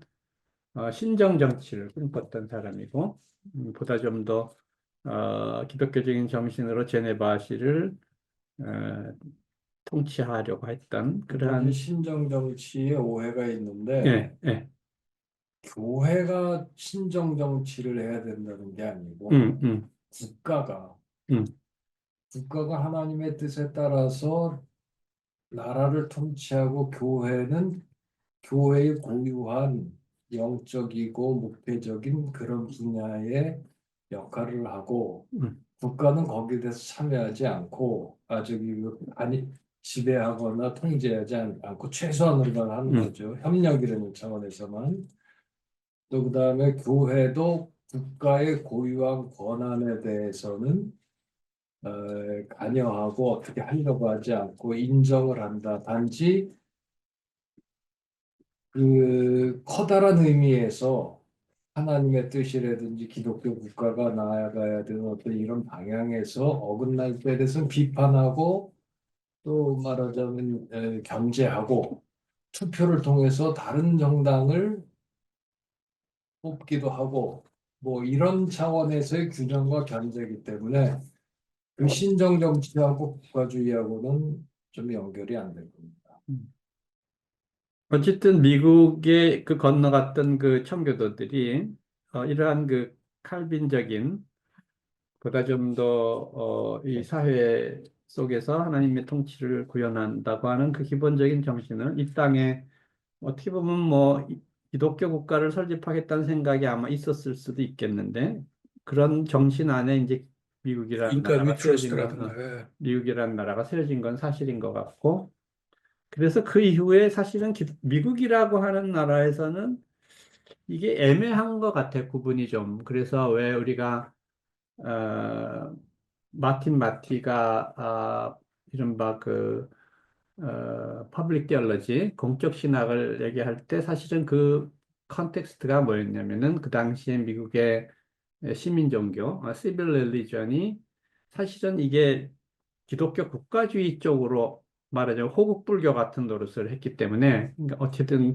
지금 레이건이 지금 트럼프가 좋아할 것 같은 그 미국 국가 우선주의 쪽으로 그렇게 계속 그 도와주는 역할로서의 기독교 역할을 했던 게 그 당시에 시빌 릴리전이었는데 그러한 시민 종교에 대한 반발로 마틴 마티가 그렇게 가서는 안 된다는 생각을 하고 말하자면 공적 신학이라고 하는 퍼블릭 테올로지를 시작을 했다. 우리가 보통 그렇게 알고 있거든요. 그래서 오늘날 우리가 공적 신학을 얘기할 때는 단순히 교회가 어떤 그 정치 권력과 관계를 맺는 게 아니고 공적 영역이라는 게 정치 말고도 사회에 굉장히 다양한 공적 영역들이 있으니까 그런 영역들과의 그 연대 안에서 교회가 이 사회를 변혁시키고 또 정치를 향해서도 어떤 그 영향력을 행사할 수 있는 그러한 기본적인 하나의 방향에서 이 퍼블릭 텔러지라고 하는 것들이 오늘날 어, 우리나라에서도 많이 좀 얘기되고 있지 않나 하는 생각이 듭니다. 그래서 어, 근데 지금 트럼프는 확실히 아까 지금 얘기하신 게 상당히 저는 공감이 가는데 그 말하는 기독교 국가주의 쪽으로 가는데 이게 다시 그 복음주의 그러니까 보수적인 복음주의 백인 기독교인들이 다시 어, 그 시빌 릴리전과 같은 기독교 국가주의의 그 환상을 가지고 있는 거 아닌가 이런 생각을 하게 돼요. 그러니까 그 미국의 그 수많은 그 백인 지금 저 두 번째로 그 부통령, 걔가 그 저기 뭐야 그 저 에팔리찬 산맥의 그 아주 그 가난한 지역에서 태어나가지고 입지전적으로 지금 이렇게 올라온 사람이거든요. 그러니까 그 미국의 지금 트럼프 지지자들의 꿈을 보여주는 그런 상징적인 인물이에요. 그런데 근데 이 사람들이 그 대단히 그 메시아니즘에 사로잡혀 있고 자신들이 선택되었을 뿐만 아니라 그 우리 미국이 그런 역할을 감당해야 된다라고 하는 대단히 그 켈빈주의적인 거에 부정적인 면을 어, 나와 너를 나누고 나는 우월하고 너는 열등하고 라고 하는 이런 쪽으로 간 거예요. 극단적이 가령 이제 남아프리카 공화국에서 아파르테이트 그건 그 뭐 바로 세력들하고 정신이나 이 논리가 똑같으네 보니까. 그럼요. 바로 거기도 바로 더치 그 아프리칸 아닙니까? 그 켈빈주의가 극단적으로 잘못 나간 거예요. 극단주의자들이지. 네. 예, 그러니까 이 기독교의 선한 면이 있습니다. 사회를 변혁하고 좋은 그런 그 변화를 불러일으키려고 하는 그런 면이 있는가 하면 그것이 잘못 왜곡되어지면 남을 억압하고 이렇게 하는 어, 분파주로 나누는 이런 게 그 굉장히 심하게 나타나는데 켈빈주의가 그런 게 사실 좀 강하거든요. 그런 선택받았다는 게 굉장히 큰 힘이 될 수도 있지만 그것이 에러건트하게 나타나면 아주 배타적이고 그런 식으로 그럴 수 나오는. 있죠. 이제 사실은 뭐 트럼프를 지지하는 극단적인 극우적인 근데 어떤 그 숫자가 세력들이 많다는 거예요. 근데 이제 그 공에서 가을당비나 개신교만이 아니고 가톨릭도 굉장히 많거든요. 가톨릭에서도 그건 또 어떻게 대충 이제 뭐 교리적이고 종교적인 것보다는 백인 우월주의라든지 뭐 경제적인 이유 뭐 무슨 이런 걸로도 설명이 될 것 같은데 사실 종교 세력이라면 단지 개신교만은 아니고 가톨릭도 많다는 거. 그래서 그런 것도 어떻게 설명하실 수 있을지. 아까 제가 잠깐 말씀드리지 않았습니까? 미국은 그 백인들이 대다수를 차지하고 있는데 이 백인들이 그 노동운동이라든가 이런 걸 하질 않아요. 그 이유는 뭐냐면 뭐 자기보다 못한 사람들이 있다는 거예요. 인종차별이 그저 흑인들이라든가 이런 사람 내가 저들보다는 낫다. 뭐 히스패기나 아시안이나 뭐 에시안이나 저 흑인들, 애프로아메리칸이나 그 걔네들이 이 노동운동이나 이런 것은 국가보다는 그 어떤 계급적인 이익을 하기 위해서는 독일이나 이런 저 유럽은 얼마나 그게 강합니까? 그것도 기독교적인 전통을 갖고 있지만 어, 그러나 미국만큼 강하지는 않거든요. 그 이유는 그 레이시즘이 미국에 있기 때문이다. 라고 분석하는 사람들이 꽤 많아요. 근데 이제 이것이 그 하나의 신앙적인 문제만은 아니고 사회적인 불평등, 어, 이런 그 생각들이 이런 그 false consciousness, 허위 의식적인 것들이 광범위하게 지금 그 유포가 되어지면 그것들이 큰 힘을 발휘할 수 있다고 저는. 질문은 아니고요. 예. 그 협력 공생을 위해서 효율적인 활동을 목적으로 국가를 국가의 탄생은 모르겠어요. 한 2000년 됐나? 아무튼 했는데 결국은 국가는 저는 그 언젠가는 국가의 시스템은 수면될 거라고 생각이 들고 새로운 미래 그러니까 미래 사회의 새로운 그런 그 시스템이 결정될 거라고 생각이 되는데 어떻든 지금 오늘 우리가 논의한 내용은 그 협력 공생을 위한 효율성 도모에 기독교가 기여를 한다라고 저는 보고요. 이 종교에 불리든 혹은 뭐그 교회 중심이든 신전 정치든 어떤 형태로든지 신앙의 세계가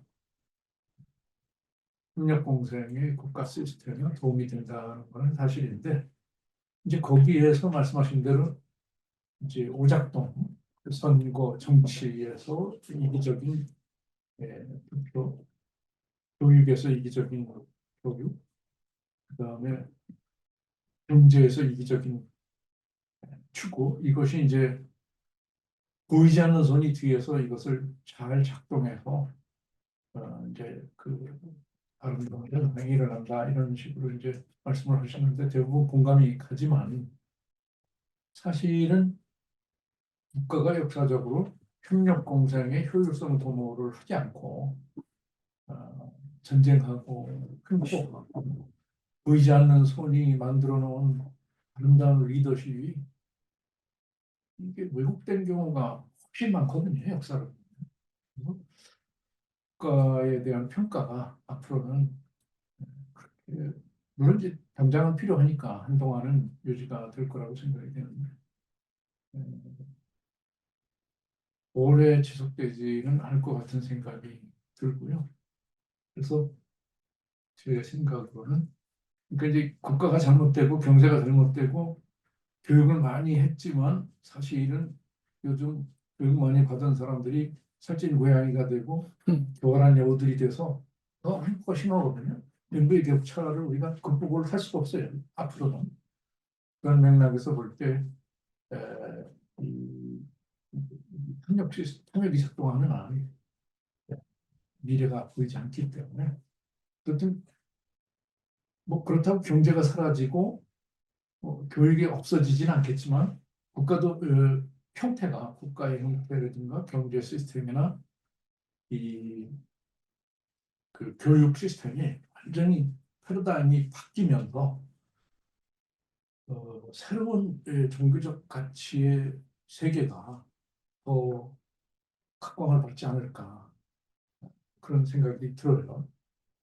디지털 문명은 사실 거기 뭐 생명도 없고 영혼도 없고 돈도 마찬가지고 이 교환 시스템인데 이것이 그냥 권력화되고 또 어느 순간이 되면 빈부의 격차의 문제도 해결이 된다니까 먹고 사는 거 해결이 되면 그렇게 폭력이 그래도 작용을 할까? 물론 이제 지배욕이 이제 작용을 하겠지만 제 포인트는 지금 오락가락하는데 악의 미래 책에서 주장하는 그런 내용, 연결이 되어 그런 내용인 있습니다. 것 같는데요. 그래서 결국은 국가가 경제나 국가나 교육이나 인간의 탐욕이 있는 한 그, 오작동이 심할 것이고 결국은 그러니까 보이지 않는 진정한 손이 진정하게 작동하는 교회가 가장 인류의 오래된 공동체로서 주도권을 갖지 않을까. 주도권이라는 표현이 그런데 대세가 되지 않을까. 이렇게 낙관적으로 보려고 하는 교회들이 참 있어요. 이 대목에서 다 아멘 그래야 되는데.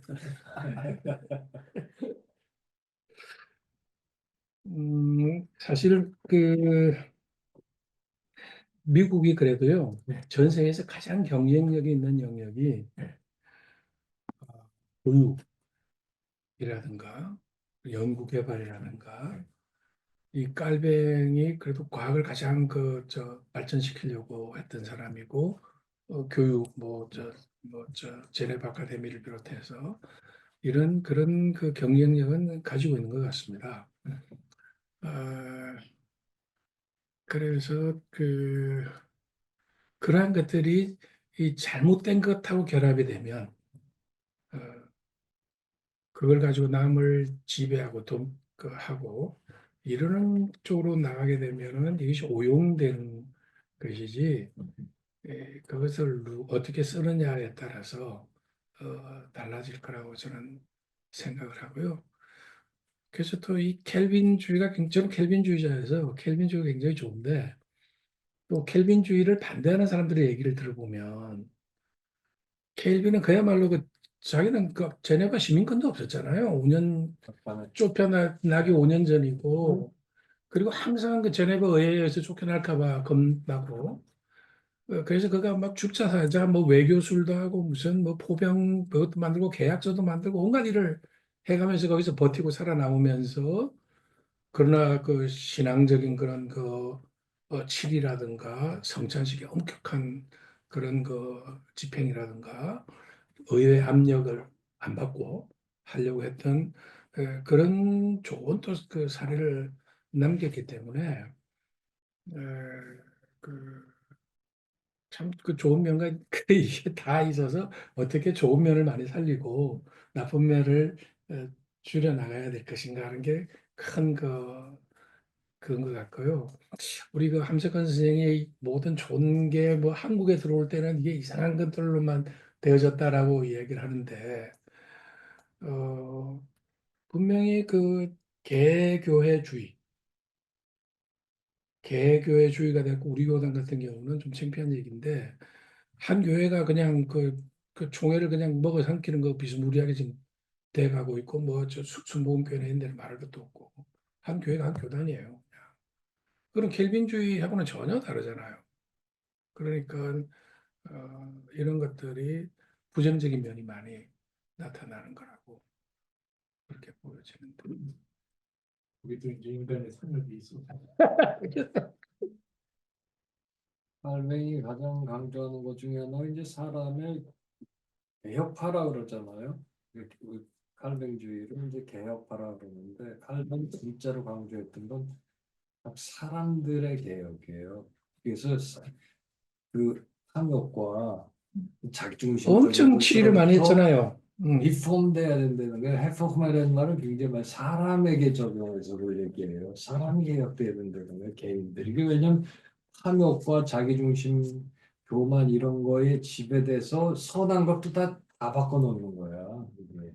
그런 것들을 이제 얘기하면서 전적 타락을 얘기하죠. 그렇죠. 그래서 자기 부정 굉장히 강조 많이 하고 자기가 죽어야 된다, 자기를 내려놔야 된다, 자기를 비워야 된다 이런 거.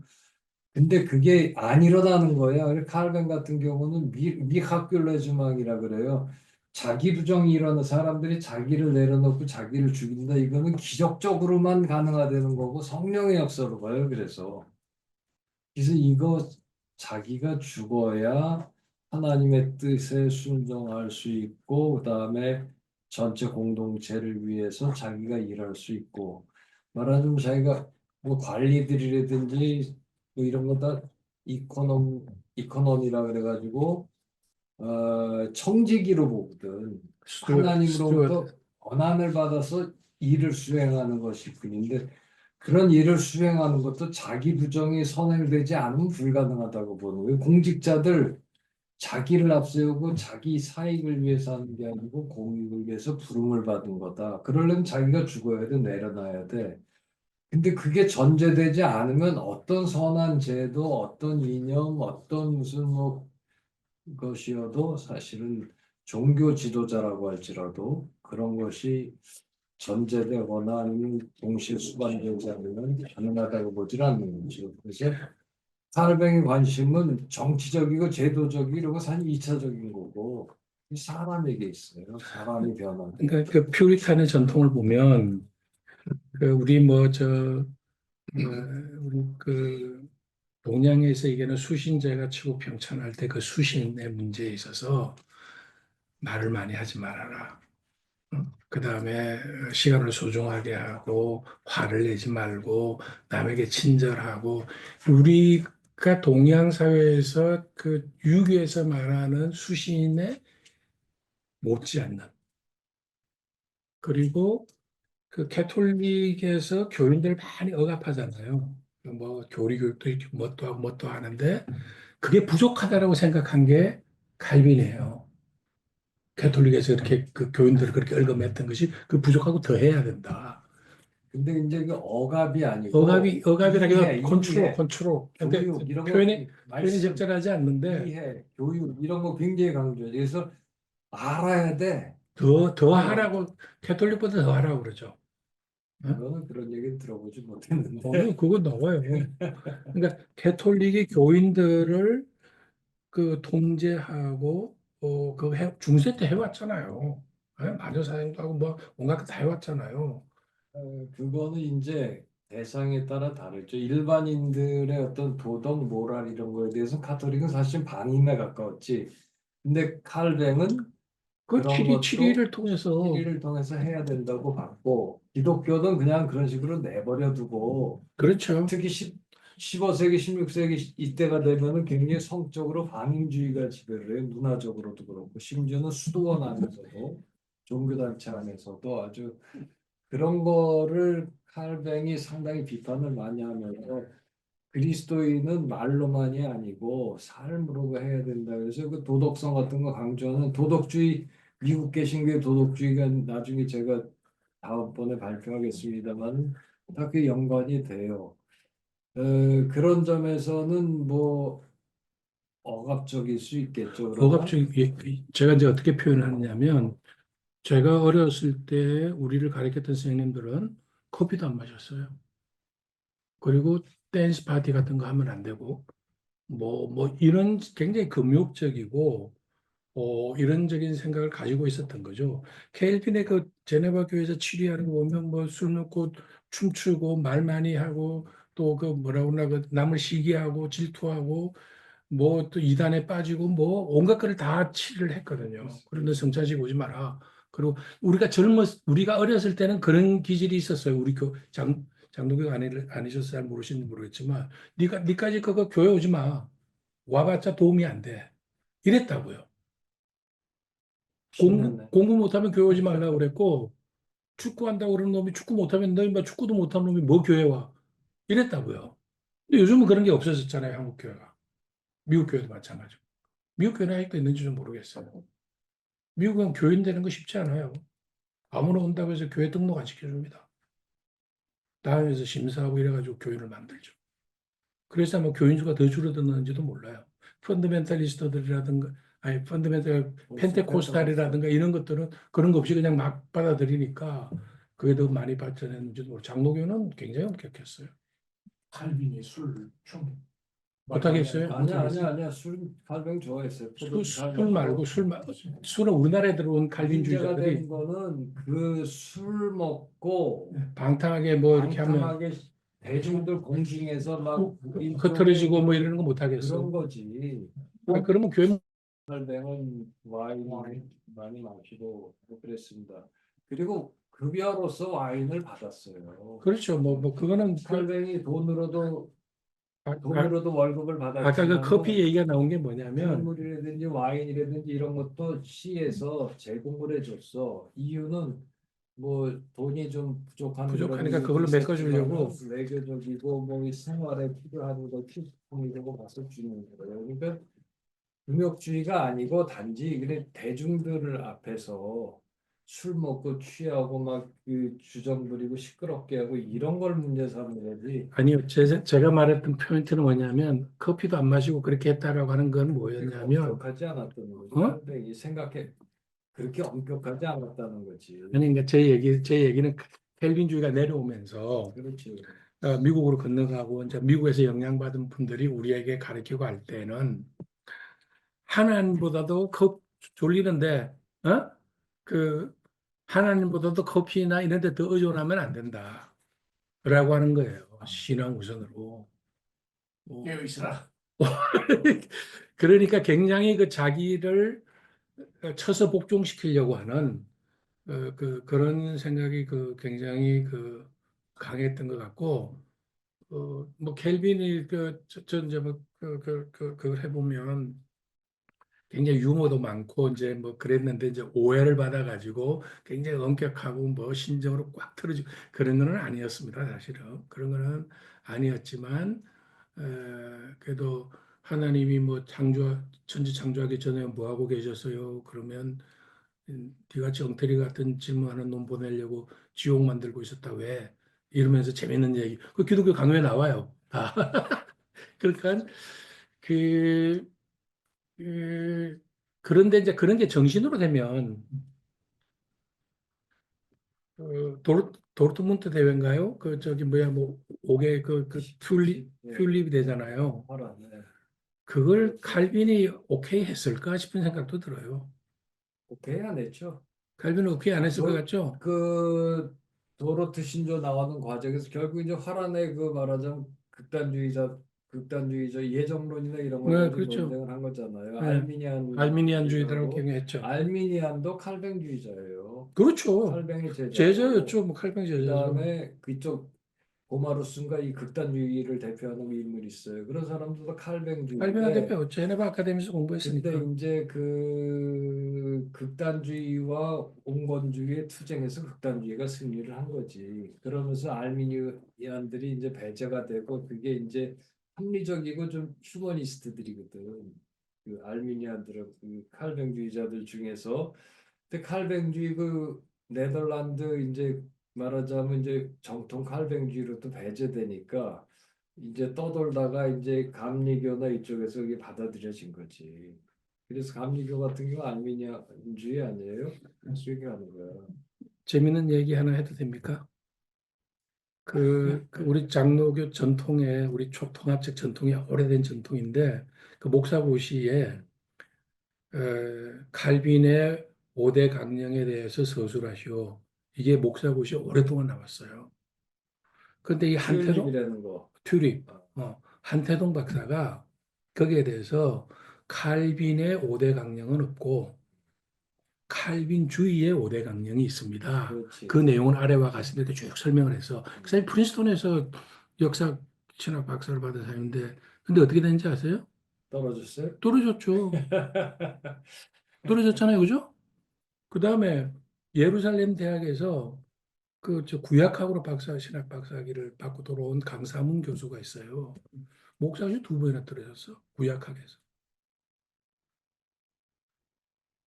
그러니까 이제 칼빈 주의가 쭉 내려오면서 이게 경직화가 되고 도구마가 되는 거야. 칼빈 주의의 5대 강령이잖아. 칼빈 5대 강령을 얘기한 적도 없어요. 뭐 칼빈이 실제로 거부를 했어요, 미처음에. 아니요. 그때 칼빈 이미 죽고 난 다음이니까 오래됐으니까. 죽고 난 용어가 다음인데 약간 가정적으로 사상이나 이런 거에 맥락에 보면은 가령 이제 뭐 제한적 속죄라든지 뭐 전적 타락이라든지 음. 다 열려 있는 방식으로 주장을 해요. 전적 타락이라는 것도 그렇고, 네. 그다음에 제한 속죄라는 것도 그렇고, 또 뭐 거부할 수 없는 은혜. 그런 irresistible 그런 grace. 것도 그렇고, 그다음에 뭐그 퍼즈베런스라는 거, 성도의 견인. 견인 이런 것들도 그렇게 완강한 주장들이 아니에요. 그다음에 그 전체적인 맥락 속에서 상당히 그걸 자꾸 다른 교정했잖아요. 쪽으로 기독교 강요해서 자꾸 바꿨다고 그걸. 그렇지. 예전 같은 것도 자꾸 바꿨지. 칼뱅은 결국은 어떤 구원의 결과로 보는데 그렇죠. 가령 이제 칼뱅 이후에 어, 테오도르도 베자라든지 베자. 그다음에 다른 그 예정론주의자들은 구원의 조건으로 봐요. 뒤집어놔. 예정이 구원의 조건이 되는 거야.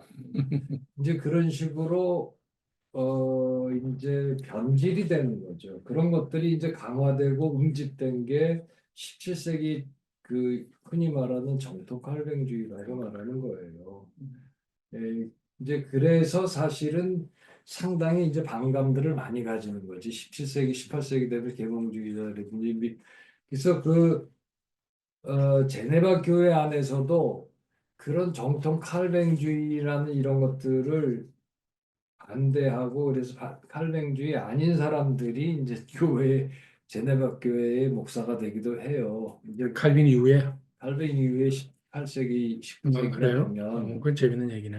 이제 그것을 다시 뒤집는 게 19세기 후반 20세기 대각성 운동이 미국에만 내수로 일어난 거라고 보는데 사실 유럽에서도 굉장히 많이 그랬어요. 일어났고 제네바에서도 그런 게 일어나서 다시 칼뱅을 재발견하는 이제 운동들이 일어나는 게 그게 칼뱅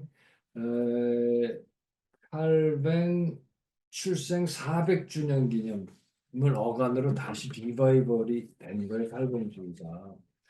그리고 그 대각성 운동 때 그 이제 그 영향을 받아서 새로 젊은이들이 이제 칼뱅주의 또 보수 좀 온건한 기독교 혹은 보수적인 기독교 위에 그 신념을 가지고 살아가는 사람들이 많이 생겨나는데 그 중에 하나가 그 누구예요? 그 인생의 사계절 쓴 사람 있잖아. 그 심리 치료하는 이름 좀 깜빡했는데 그 유명한 사람 있잖아요.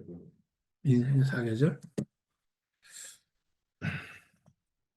그 상당히 많이 알려진 사람인데 우리나라에서도 영국 사람. 아닐 수 있어. 제네바 출신 정신분석 심리치료. 트루. 그 맞아. 그 있다. 나이가 드니까 이제 예.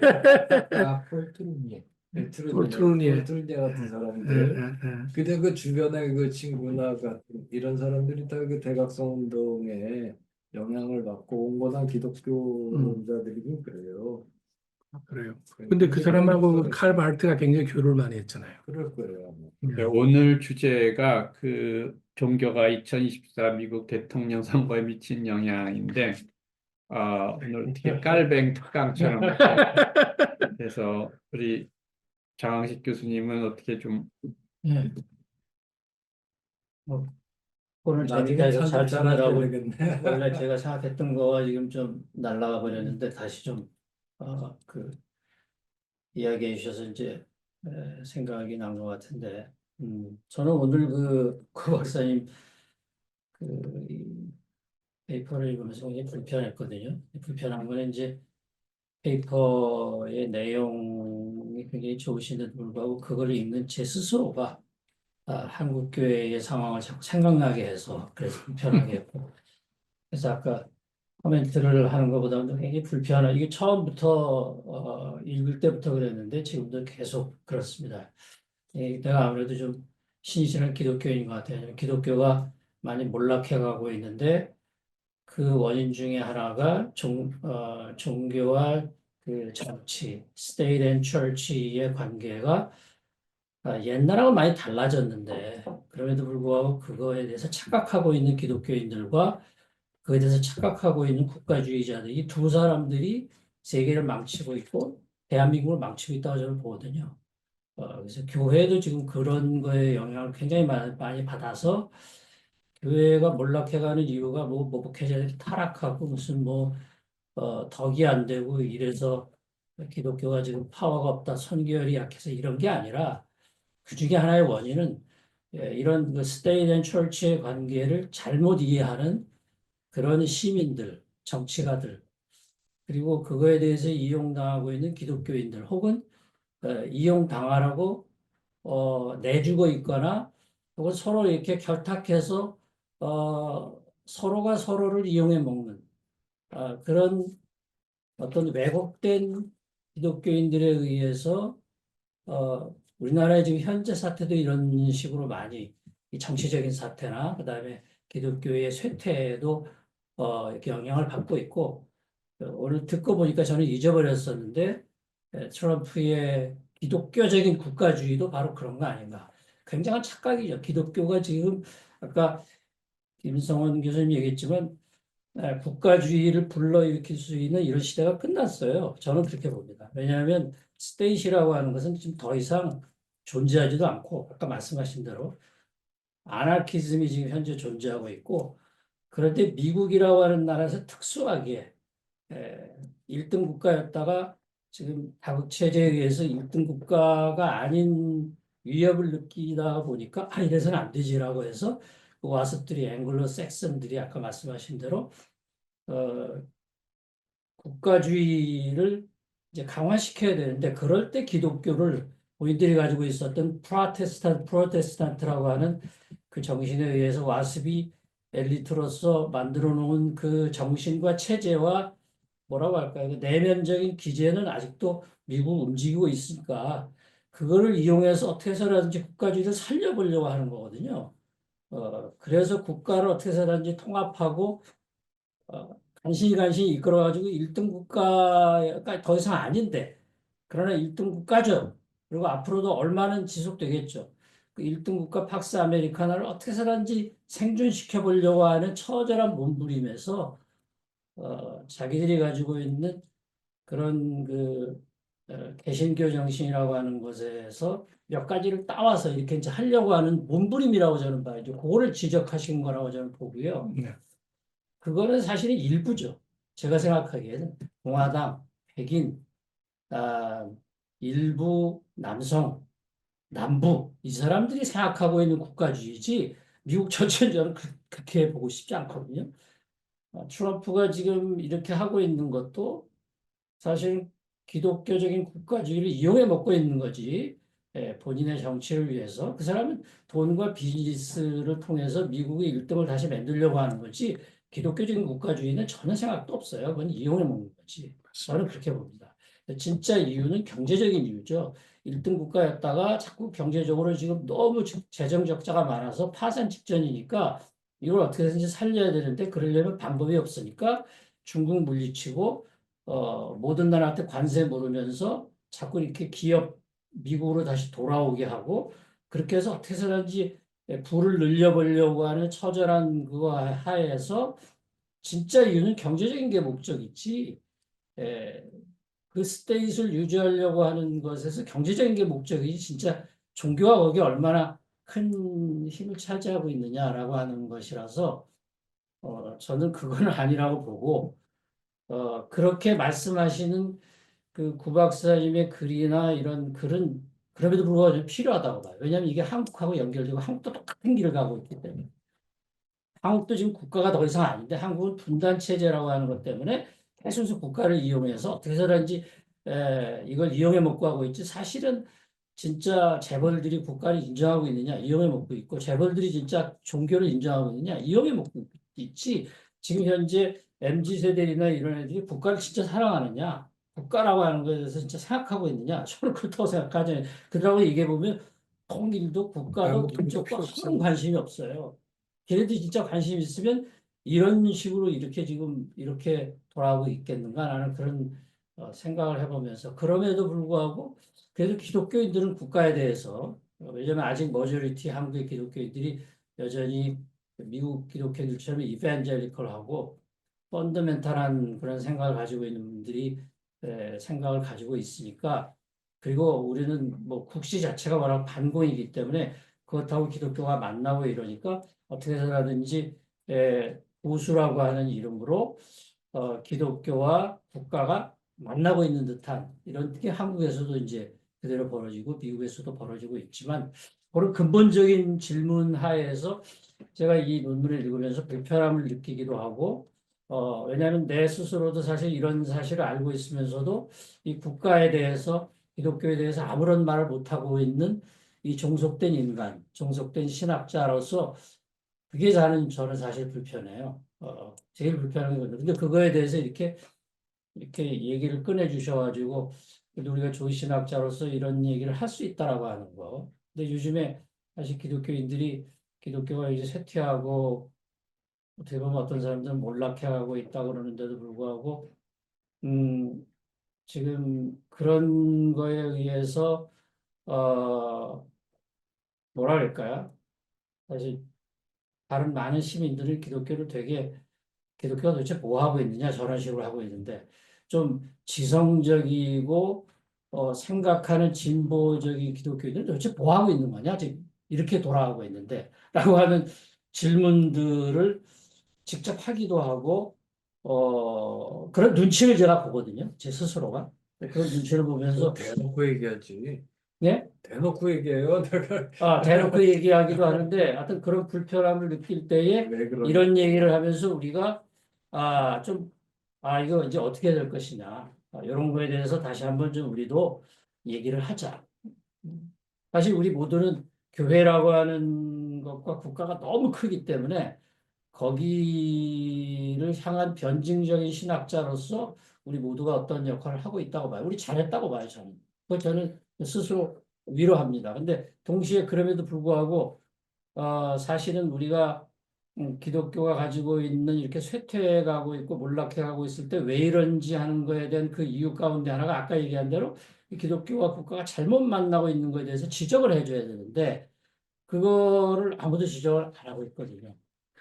사실은. 그래서 그런 거를 이런 논문을 읽으면서 저도 이거를 우리가 어떻게 지적할 것인가, 그렇게 하기 위해서 우리가 어떻게 힘을 모을 것인가, 미국만의 문제가 아니라 대한민국의 문제인 것 같아가지고 그런 말씀을 좀 드려봅니다. 네. 뭐 시간이 많이 갔네 벌써 1시가 다 됐는데. 예.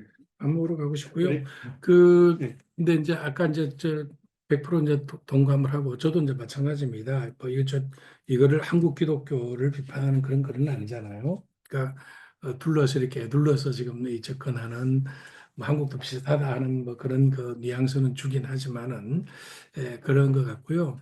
또 하나는 그 아까 그 돈이라고 그렇게 이야기를 했는데 뭐 정광훈이라든가 뭐 이런 모든 사람들은 국가나 이런 거 필요 없고 자기에게 이익이 되는 방향으로 생각을 하고 있고 뭐 그 윤 대통령이 감옥에서 성경만 읽었다 그러는데 그건 뭐그 믿기 어려운 말이죠. 그런 것 같고 그런데 이런 그 엉터리 같은 기독교에 해가 되는 발언들은 우리 기독교 내에서 굉장히 용감하게 해요. 교수님 오시기 바로 직전에 우리 그 장신대 교수 얘기를 했는데 이재명 살인이 성공하기를 기원한다. 이게 신학교 교수가 지금 해가지고 이게 일반 사람들도 이거는 아니지 않느냐는 의미에서 아마 이게 그 보도를 한 것 같은데, 그러니까 우리 그 선량한 그 다수들 또는 나라를 걱정하고 교회의 미래를 걱정하는 사람들은 스스로 이렇게 그 검열에 의해서 그냥 얘기를 세지 못하게 하고 있고, 이런 엉뚱한 것들은 아주 자랑스럽게 이재명이 어? 어떻게 그 사람을 죽이라는 거를 갖다가 기독교 교수, 신학교 교수로서 그걸 찬성을 합니까? 이런 그 상황이 참 어렵다라고 하는 건데, 어, 그걸 이용해 먹는 이 사람도 이제 그 이용한다고 생각을 합니다. 자기가 장신대 교수라고 하는 것을 이용해서 자신의 욕심을 지금 하기 위해서 그런 극단적인 발언을 한다고 생각을 하는데, 우리 김성원 교수님께서 말씀한 대로 욕망 뭐 이런 것들이 제어되지 않으면 참 어려운데, 그런 것을 제어하기 위해서는 켈빈은 치리를 해라 그랬어요. 그래서 치리해야 됩니다. 참. 우리 엄밀히 이게 말하면 네? 국가가 그걸 해야 된다고 보는 거예요. 원래 인간의 탐욕과 그걸로 생기는 여러 가지 문제들, 범죄 이런 것들은 국가가 형벌을 통해서, 그래서 국가가 칼을 쥐는 이유는 인간이 그렇게 탐욕적이고 자기중심적이고 그다음에 죄질 가능성이 언제나 노출돼 있기 때문에 그것을 방지하고 처벌하기 위해서 국가가 필요하다고 봤고, 저는 그런 점에서 국가가 없어진다고 생각하지는 절대로 안 합니다. 칼빈 4편에 나오는 거 아니에요? 네. 사고네. 그다음에 기독교는 말씀을 통해서 가르치고 이해시키고 그다음에 선한 것이 무엇인지 알게 하는 방식으로 가고, 그리고 그 차원에서 기독교가 치리한다는 거는 형법적이고 형벌 이런 게 아니고 그 차원에서 도덕적인 이런 문제들에 있어서 치리하는 거지, 형법의 어떤 이런 거 그런 거는 국가가 기본적으로 하는 아니, 거예요. 교회는 치리하고 국가는 그 저기 뭐야 형법, 형벌, 행복하고. 우리 김지성 목사님도 한번 말씀할 것 같아요. 저는 교수님 글 읽고 제일 먼저 떠올랐던 그 의문이, 이제 트럼프가 기독교적 관점에서 흠이 많은 건 사실인 것 같아요.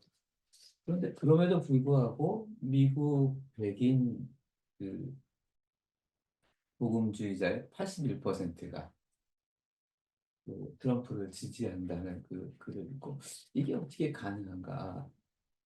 그래서 어제 이제 저녁 때 이렇게 검색을 하다 보니까 이대 기독교학과의 서명삼 교수라고 하는 분이 쓴 글을 봤어요.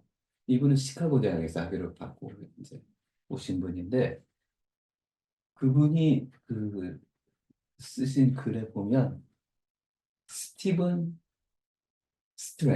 스트랭이라고 하는 그 미국 카리스마라고 하는 그 기독교 잡지의 창립자이기도 하고, 근데 이 사람이 그 이제 트럼프를 지지하는데 그 쓴 글을 보면 이런 이야기를 합니다. 하나님께서 페르시아의 그 고레스 왕을 사용하셨던 것처럼 이스라엘 해방 화성전 재론을 위해서 하나님께서 트럼프를 사용하신다. 근데 이 트럼프를 사용하는 그 목적이 뭐냐? 목적이 있는데 그 목적을 위해서 트럼프를 사용하시는데 그 목적이 뭐냐? 근데 이 책을 2017년에 그 출판이 되었는데 우리나라에서 한국어로 그 2018년에 출판한 사람이 정광훈 씨입니다. 근데 이 정광훈 씨가 추천사에서 뭐라고 하냐면, 하나님께서 반 이슬람, 반 동성애, 반 핵을 위해서 트럼프를 사용하신다라고 추천사했습니다. 그러니까 그 하나님의 목적이 뭐냐면 반 이슬람, 반 동성애, 반 핵. 그때 마지막에 한일 하나 들어가네. 그게 이제 북핵입니다. 북핵인데, 그러니까 이거는 이제 이거는 정광훈 씨 이야기인지 아니면 스트랭의 이야기인지는 정확하게 모르겠어요. 근데 거기서 서명삼 교수의 역할은 뭐예요? 그러니까 그 책을 받아들여서 동의해서 그걸 얘기하는 스피커 역할인가? 아닙니다. 반대하는 건데, 반대하는 역할. 네, 반대하는 겁니다. 반대하는데 예, 그렇게 그러니까 그 하나님의 목적이라고 하는 게 이제 구체적으로 이렇게 이야기를 하니까 아 이렇게 이 사람들이 이런 식으로 이해를 할 수도 있구나라는 것하고 미국의 상황과 우리나라의 상황을 또 이해하는데 우리나라에서도 같은 비슷한 길을 가고 있는데 아 우리나라에서도 이렇게 생각할 수 있겠구나 하나님의 뜻을 위해서 그 흠이 많은 사람이지만 그 사람을 사용하신다라고 하는 미국과 우리나라는 그 과거와는 달리 상당히 동시 패션입니다. 동시에 일어나고 있거든요. 그래서 그 뭐 그때 의사당 쳐들어가고 뭐 하는 거 우리나라에서도 지금 일어나고 거기에 많은 사람들이 기독교인이라고 하는 그런 아이덴티티를 갖고 있다는 것이 드러나고 있기 때문에 지금 그런 것들을 상당히 그 조직적이고 체계적으로 뒷받침하고 제공하고 널리 퍼뜨리고 하는 그런 작업들이 상당히 많이 일어나고 있는데 그것은 교회를 벗어나서 뭐 페라처치도 아니고 하여튼 자기가 나가서 스트리트에서 예배를 드리고 하면서 그 세력을 그 확장해 가는데 많은 기성교회가 그게 참여하고 그게 사람들 동원하고 동력을 제공하는 그런 그 현상이 지금 일어나고 있는 거죠. 하나님 그 칼뱅주의에서 칼뱅이 말하는 게 정교의 분리는 아니고 구분은 하자는 거죠. 그 당시 이제 원래 교회 자체를 나라가 세웠어요. 나라가 교회를 채택한 거예요, 개신교를. 의회가 사실은 목사님들 다 그게 데려오고 공무원이었고. 그래서 칼뱅이나 파렐도 그렇지만 교회의 주권을 지키는 게 근원적인 아예 태생적인 과제였어요. 우리가 공무원이고 나라 세운 교회고 그다음 나라 국가기관의 일부로 간주되지만 교회는 교회다. 영적인 건 영적인 거고 신앙적인 신앙적인 거고 그래서 교회 목사들이 하려는 것들을 국가가 개입하고 방지하고 이런 것들을 거부해서 쫓겨난 거예요. 그리고 다시 돌아올 때 약속을 받고 돌아온 거예요. 교회에 말하자면 관할권, 영적인 권력은 인정해라. 그 약속에 의해서 왔지만 계속 간섭을 받고 뭐 이제 이래서 투쟁을 해서 막판에 칼뱅이 자기 지지하는 사람들이 국가 권력을 잡아요. 선거를 통해서죠. 그래서 막판에는 편해졌는데 그 사이까지는 그게 1555년일 겁니다. 그 선거에서 이기는 게. 그 전까지는 진짜 그 살얼음판을 건널 정도로 살얼음판. 기회를 해왔던 거죠. 그래서 그래서 내용적으로 보면 그 당시는 유럽이 다 국가교회였죠. 지금도 대부분 국교였죠. 그래서 국교라는 그거를 벗어버릴 수는 없었고 그런 주장은 할 수 있는 시대가 아니었고요. 그러나 내용적으로 보면 오늘날 우리가 말하는 정교 분리인 것은 사실입니다. 그러니까 정교 분리가 제가 과거에는 없고요. 그다음 루트란의 전통이나 있는데도 다 국교 아닙니까? 지금 그 독일이나 있는 데도 마찬가지고요. 근데 이제 재정 분리, 정교 분리가 가장 강하게 일어난 거는 역시 미국으로 기독교가 건너가서 국교로부터 박해를 받던 사람들이 우리는 정교 분리다.